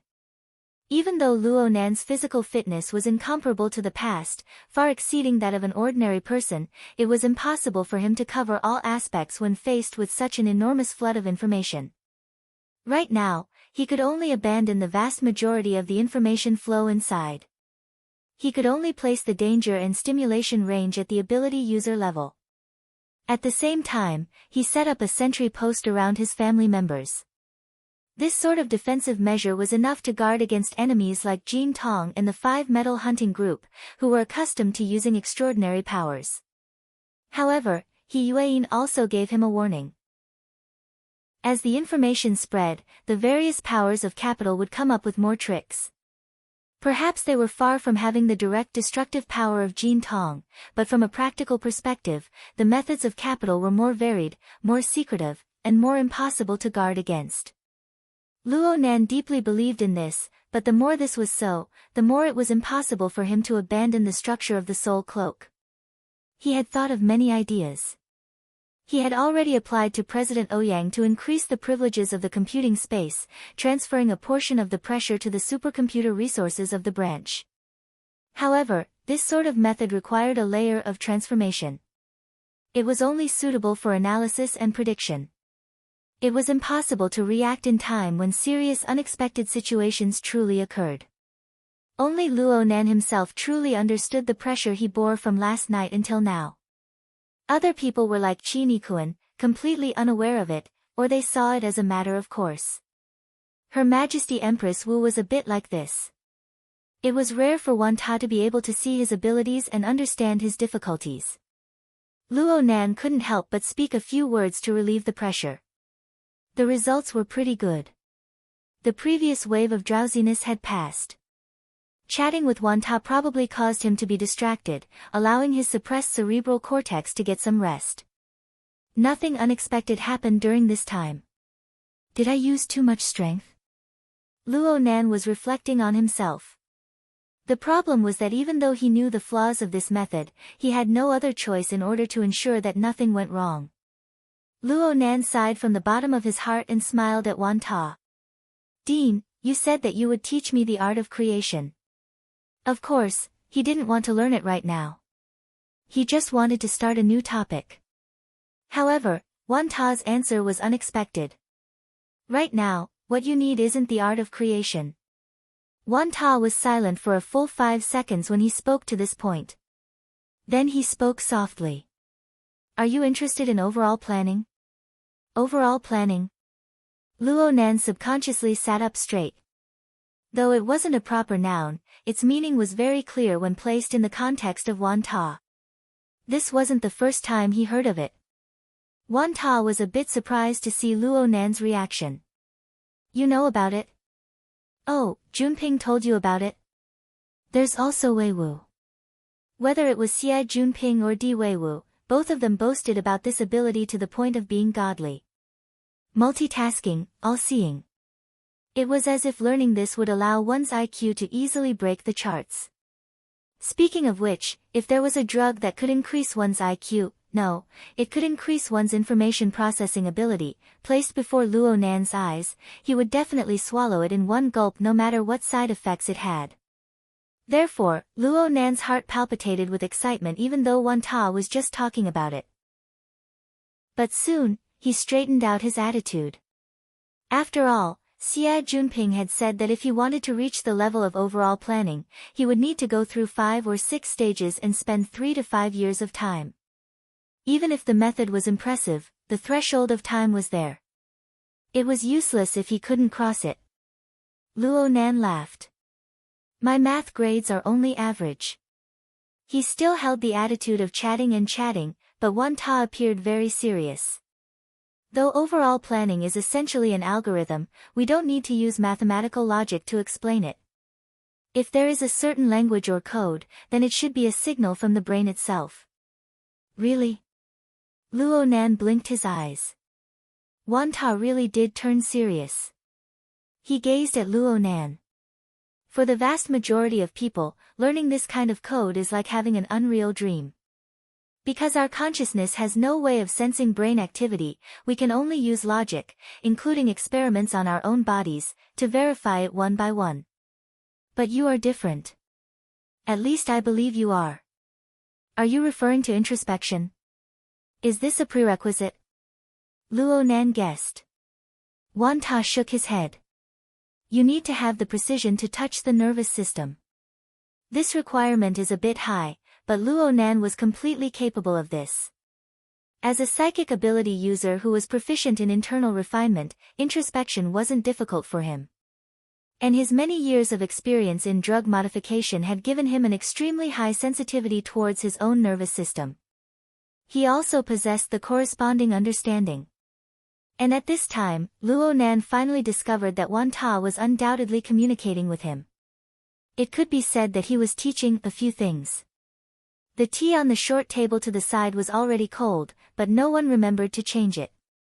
Let alone Luo Nan, even Qi Nikuan couldn't help but prick up his ears. He wanted to see what this so-called overall planning theory looked like. Only Rui Wen sat quietly on the sofa. She seemed to be listening, but she also seemed to be daydreaming. Her aura was faint, making people unconsciously ignore her existence. Wan Ta spoke softly. Right now, there is no harm in verifying it. You are also a professional researcher of the nervous system. The algorithm I proposed is based on a few basic facts. Please pay attention to whether or not it goes against your common sense. First, the brain possesses an extremely complex parallel structure. But most of the time, when a person perceives a meaningful and complete piece of information, it is established on top of a sequence of time. It will certainly display a sequential order. The meaning of these words was that the brain could only handle one meaningful task at a time. It could also be said that the same task often required the brain to utilize multiple functional areas in cooperation to complete it. This was something that had been proven by relevant research for many years. It was also a point that people criticized the human brain as an inferior biological computer. Luo Nan was able to see this from his biology textbook, so he immediately expressed his approval without hesitation. But then he thought of something else in the blink of an eye. Since this was the case, what was the meaning of multitasking? There was clearly a contradiction. Wan Ta didn't verify it a step further. He continued, second, depolarization will occur when a nerve cell is activated. During this time, the nerve cell will no longer receive new information. In other words, there is a gap between activation and inhibition. Yes, this is common sense. Dean Wan Ta sped up his speech. Third, the brain's reaction time is different for each level of input information. But in the end, there will certainly be an algorithm that encompasses everything, translating it into human language and habits of thought. Fourth, the integration and calculation process of external information mostly occurs in the deep waters that humans are unable to perceive. This is the direction and result of the evolution of the human brain. Luo Nan only thought for a moment before admitting that there was nothing wrong with this. This was all basic knowledge in the relevant field. Even if there were some disputes, it was still feasible to talk about it. Wan Ta smiled. You see, there is a division of labor, a gap, a difference, a direction, and a result. In this way, as long as one has the means of transformation, one can target one's own perception and thought, and follow a certain rhythm and a certain order to carry out dispatching, making it more efficient. This is all possible. Luo Nan slowly nodded his head. agreeing with this logic. Wanta summarized, on this basis, the meaning of overall coordination is to adjust the reception and reaction rate of each level of information during the time that humans can form effective responses. This is to reduce mutual interference as much as possible, yet it is necessary to integrate efficiently. Finally, it is unified at the highest level of thought. Luo Nan pondered seriously for a moment. He scratched his head and said, I roughly understand. Dean, what you mean is to grasp the rhythm of activation and inhibition of the nerve cell, to increase the level of information, to receive more information in the same amount of time. Oh, if the frequency of integration is increased, some perceptible thought processes may evolve into instincts. But this is a complete transformation of the brain's mental functions. Even if the large structure remains the same, how can the synaptic connections be added or deleted be in the billions? Even if the nervous system is extremely malleable, how can we grasp this direction and scale? Chapter 520. 4:10 in the afternoon, in a small room on the 7th floor of the Shangding building. Luo Nan sat on a recliner, slowly flipping through the information on the flexible screen in a leisurely manner.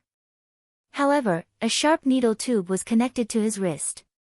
It was through this channel that the relevant drug components entered his blood vessels in an unending stream. They passed through the blood circulation, broke through the blood-brain barrier, and acted upon the cerebral cortex. This component had no other effects. It just made Luo Nan's nerve cells more sensitive, helping these thoroughly tempered nerve structures to better absorb other drugs. Otherwise, even if Luo Nan was injected with a stimulant drug that exceeded the lethal dose of an ordinary person by 10 times, he would not be affected. This time, the infusion would last for nearly 6 hours. Only then could Luo Nan absorb the relevant stimulant drug for the next 2 to 3 days. This would guarantee his ability to maintain a conscious state. You're losing for 6 hours now, but you'll lose for 6 days later. The price is far too great. Speaking of which, President Ouyang and Her Majesty Empress Wu are looking after you. What are you worried about? It's useless to be worried. I'm taking the risk of becoming a drug dealer to help you. Don't you feel embarrassed if you don't give me a few molecular formulas? Brother Octopus, who had taken a temporary leave of absence from the laboratory, stood to the side. He seriously evaluated the dosage of the drug and the changes in Luo Nan's body. He couldn't help but shift his gaze as he mumbled to himself. He secretly sized up the seemingly well-behaved and quiet Miss 2000th. He couldn't help but mutter to himself. She's not some outstanding beauty. Is there a need to go through so much trouble? Could geniuses really be omnipotent? Could they see what this little girl would look like after she matured? If Luo Nan harbored such thoughts, then damn. A minimum of 3 years. Hold on. It seemed that Luo Nan was still in the so-called juvenile criminal protection period. The tricks of geniuses were too deep. Forgive Brother Octopus for learning from Luo Nan recently. He did more experiments on himself, and his train of thought became more and more bizarre. Then he saw Luo Nan open the working area of the drawing software and casually draw on it. It looked like he was drawing a half-sphere, layer after layer, nested layer after layer. It was like a simple and primitive nesting doll game. Qin Yikun walked in at this time. He hesitated for a moment when he saw this scene, but he couldn't hold back. He said to Luo Nan, "Should we give Dean Wan's explanation to President Ouyang and Old Yu to study it? After all, it involves the modification of the nervous system and the risk is relatively high. I don't think President Wan has any intention of keeping it a secret." Qin Yikuan's words were not biased. When Wanta mentioned the overall plan in front of him, he did not intend to hide anything. But from another perspective, there were only a few people in Xia City who could put Wanta's theory into practice in a short period of time. As a bodyguard, Qin Yikuan was used to thinking of the worst possible situation. Let's not talk about what Wanta's intentions were. Just consider the objective situation. Putting this theory into practice in the nervous system might lead to damage to Luo Nan or even the other people's nervous systems. This would result in injuries. Considering the current complex situation in Xia City, it was not impossible for someone to come and destroy them. Luo Nan grunted, I've already sent a copy to President Ouyang. He said that it's very interesting. I can give it a try first. After some time, when he's done with his work, he'll personally verify it before communicating with Dean Wan. Qi Nikuan was speechless. Wasn't this what he was most worried about? At a time like this, Vice President he was indeed more trustworthy. It didn't matter that they were talking here, but Brother Octopus's curiosity was piqued. Hey, isn't there someone else here? What are you guys talking about? The research of the nervous system is also my field. Tell you, and then add one more victim to the list of possible victims? Qi Nikuan just gave him a sideways glance when Luo Nan tapped the flexible screen interface. There's no harm in telling you. I just learned an applied theory from a very powerful fellow. That Dean Wan. That's right. Dean Wan calls it the overall plan. Luo Nan gave a general introduction. Brother Octopus's eyes lit up when he heard this. His main research direction was neurochemistry. The core theory isn't that amazing, but the application method is far too rare. If it really is useful, then wouldn't the calculation and judgment abilities of all ability users in the future be raised to a whole new level? Yeah. That's why I want to give it a try. This isn't something that can be done in a day or two. Oh, if it's you, then it really might be possible. Qi Nikuan wanted to strangle Octopus's neck right now, but Luo Nan's words caused his vision to darken. I'm already trying. Right now, I'm mainly performing decomposition and reconstruction on the perceptual plane. Octopus didn't look at the apparatus anymore. He came over and asked, how is it? There are a few overlapping areas, for example, the hippocampus. More attention needs to be paid to discrimination and layering. The response of the peripheral nerves is a bit larger. It's probably because the auditory and tactile senses share more brain regions. It also involves a portion of the spinal cord's functions. Only now did Qi Nikuan discover that Luo Nan's fingers were twitching a bit unconsciously. Looking closely, even his feet were the same. Luo Nan smiled when he noticed Qi Nikuan's gaze. He didn't mind at all. These are all controllable. Because everyone's situation is different, some adjustments need to be made to the details. Okay. As he spoke, the corresponding trembling slowed down and even disappeared. Octopus was excited. Wait a moment. Wait a moment. Let me connect the brainwave analyzer. Do I need an MRI or something? Luo Nan shook his head. Not for now. I've recorded all the relevant data through the hexaear. But it's hard to say if it's universal or not. There's no other way. Geniuses are always different from mortals. What are you planning to do next? Let's do mental sensing. This isn't going through the functional organs, but it's an input of stimulation to the functional brain regions. Right now, my senses are mainly visual, but there's also a portion of primitive senses, like dangerous stimuli. There's also a higher level part, like the sensing of soul strength fluctuations. His words were quite abstract, but the actual difficulty was 100 times, 1,000 times higher. For a normal person, just the mechanism of vision alone involved over 30 functional brain regions. Hearing, touch, smell, and taste were a bit simpler, but most of them had over 10. These regions were distributed in various parts of the brain. They each formed an image and interconnected with each other to form a marvelous topological diagram. If he really had to ponder over how to reorganize and reconstruct these regions, it would be like controlling several dozen or 100 fierce horses at the same time. Not only would he have to divert them to different levels and directions, he would also have to avoid them clashing with each other and pulling him back. Just thinking about it was enough to make a person collapse. Thanks to Wanta, what he provided wasn't a simple theory. Instead, it was a complete system that could be followed and compared. It was the same as taking out a clear engineering blueprint. As long as one had basic professional knowledge, it was fine to follow it. Even if one didn't know the reason for it in a short time, it was fine to imitate it. And it was because of this that Qi Nikuan's worries were normal in a certain sense. Luo Nan's method was both complicated and dangerous. Wanta also said that normal cultivation shouldn't be like this. Xia Junping and the others had smoother methods to help them carry out the gradual division, reorganization, and other processes in order to suit the normal development and metabolic rhythm of the brain. Luo Nan directly set out to transform and straighten. It was no different from a complex brain surgery that didn't require a craniotomy. The risk factor soared. But it wasn't to the extent of being radical. In fact, Luo Nan's nervous system had undergone at least 2 large-scale transformations. The first time was also the most fundamental. It was when he was between the ages of 10 to 15. He followed his grandfather's notes and carried out experiments on the basic container of formatting theory. This process of drug transformation spanned 5 years.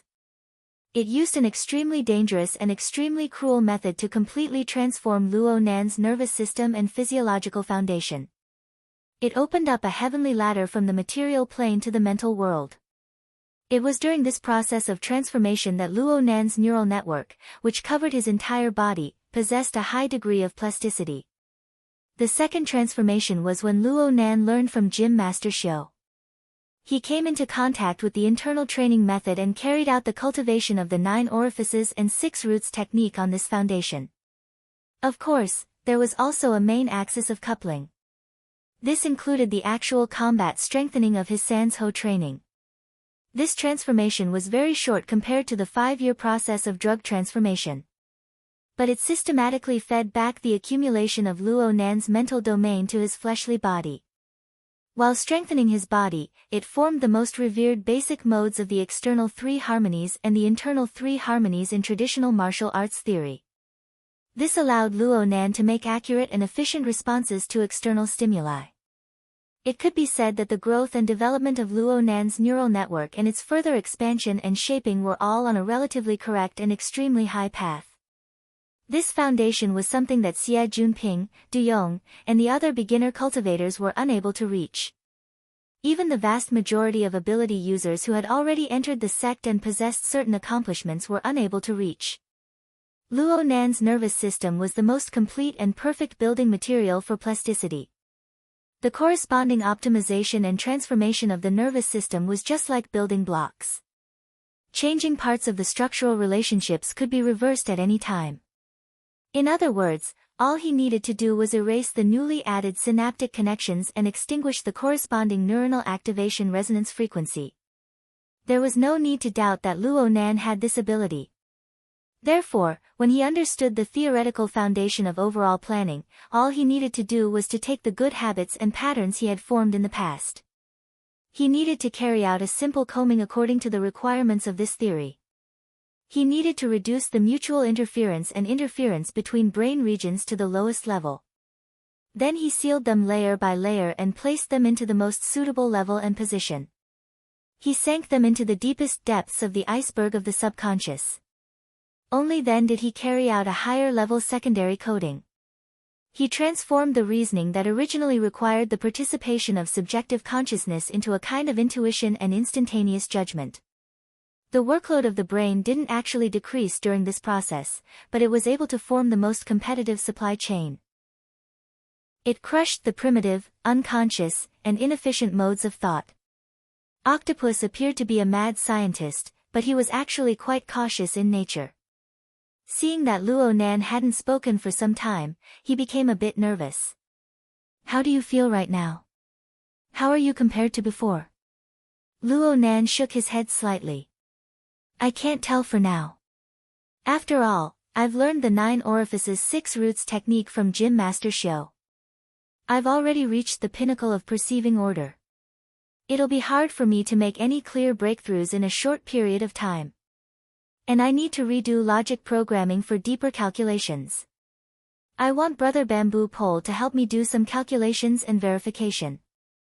At the very least, I need to understand the internal logic within." Octopus gave him a thumbs up. "You have a clear train of thought." Luo Nan sighed. "It's not my train of thought. Truth be told, everything else about Dean Wan is good. It's just that the materialism of cultivation is really awkward. If I don't change it a bit, my brain will be in a mess. Chapter 521. The core of Vanta's theory was based on materialism.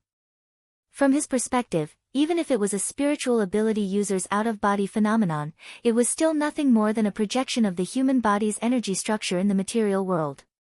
As for the current state of the spiritual plane, it could be explained by the theory of the higher dimensional world.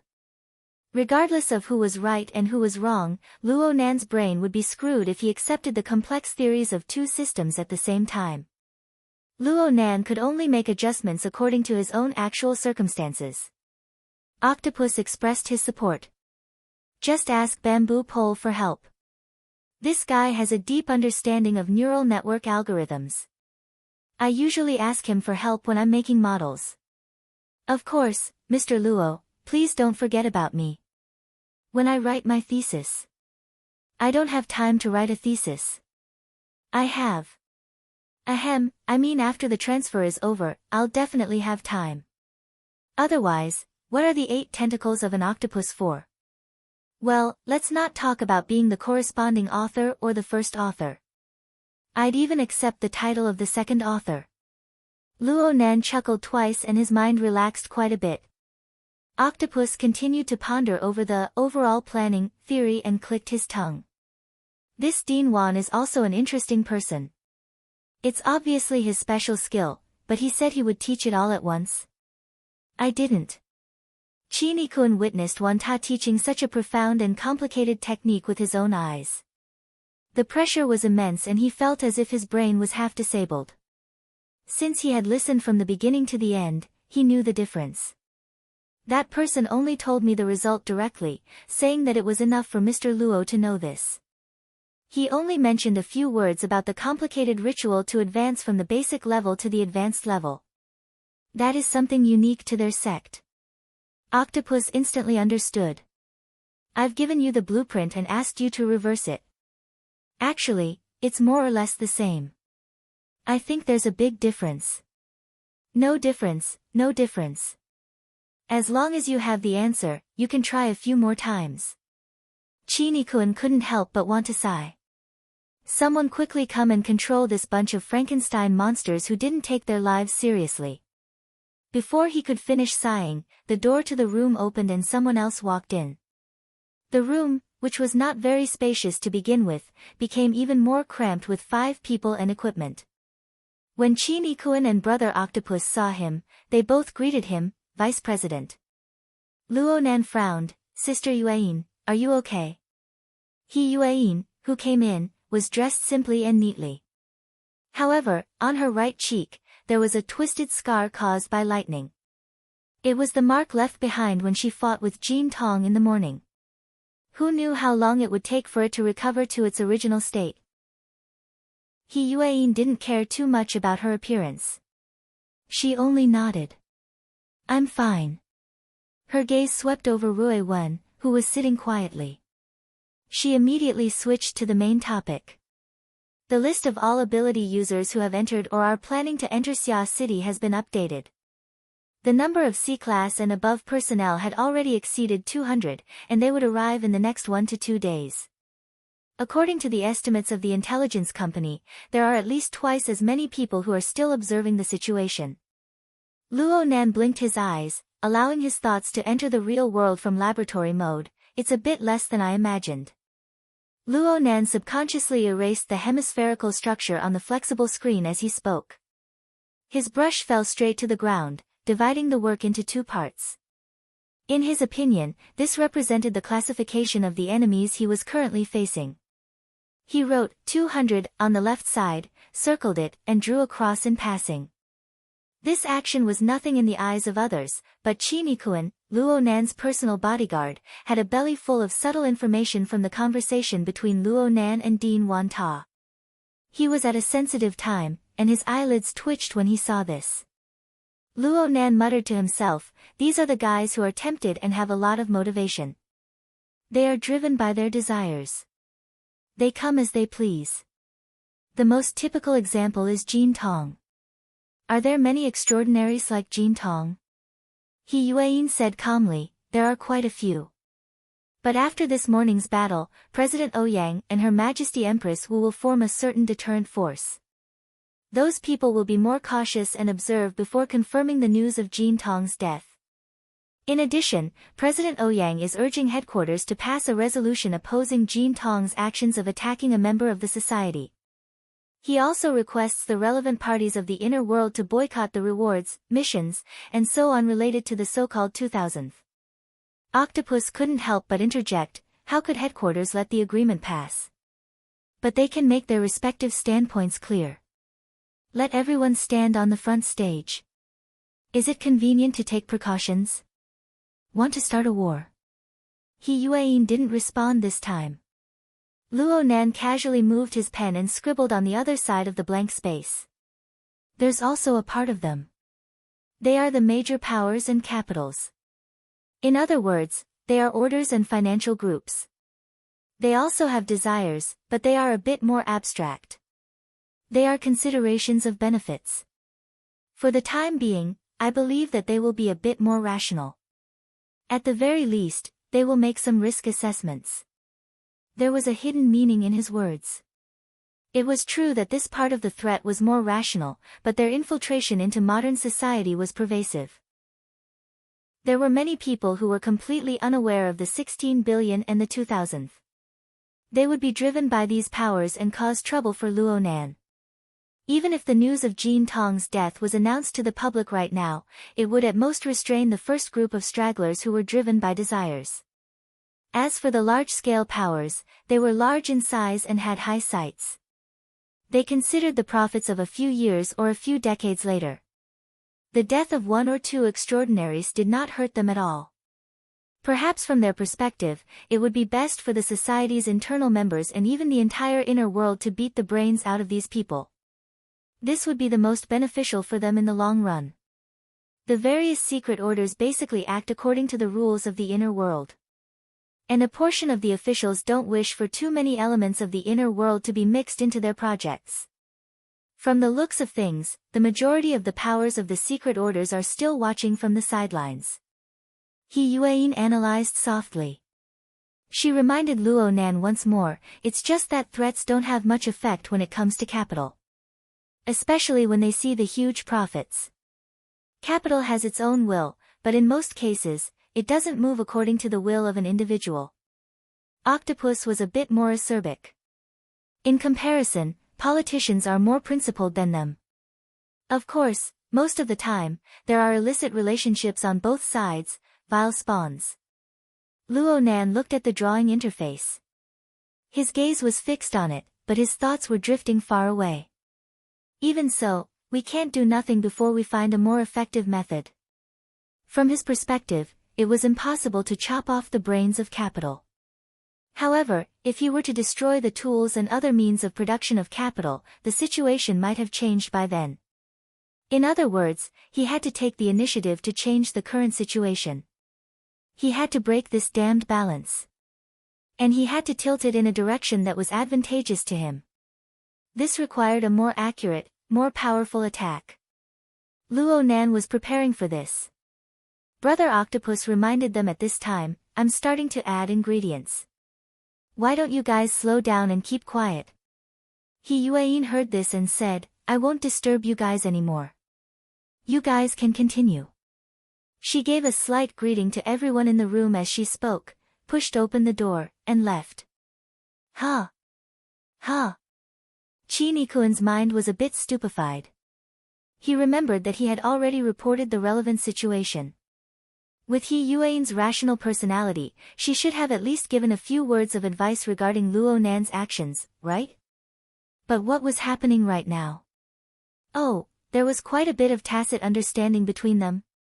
Chi-Nikuan furrowed his brows in contemplation. His heart grew more and more apprehensive.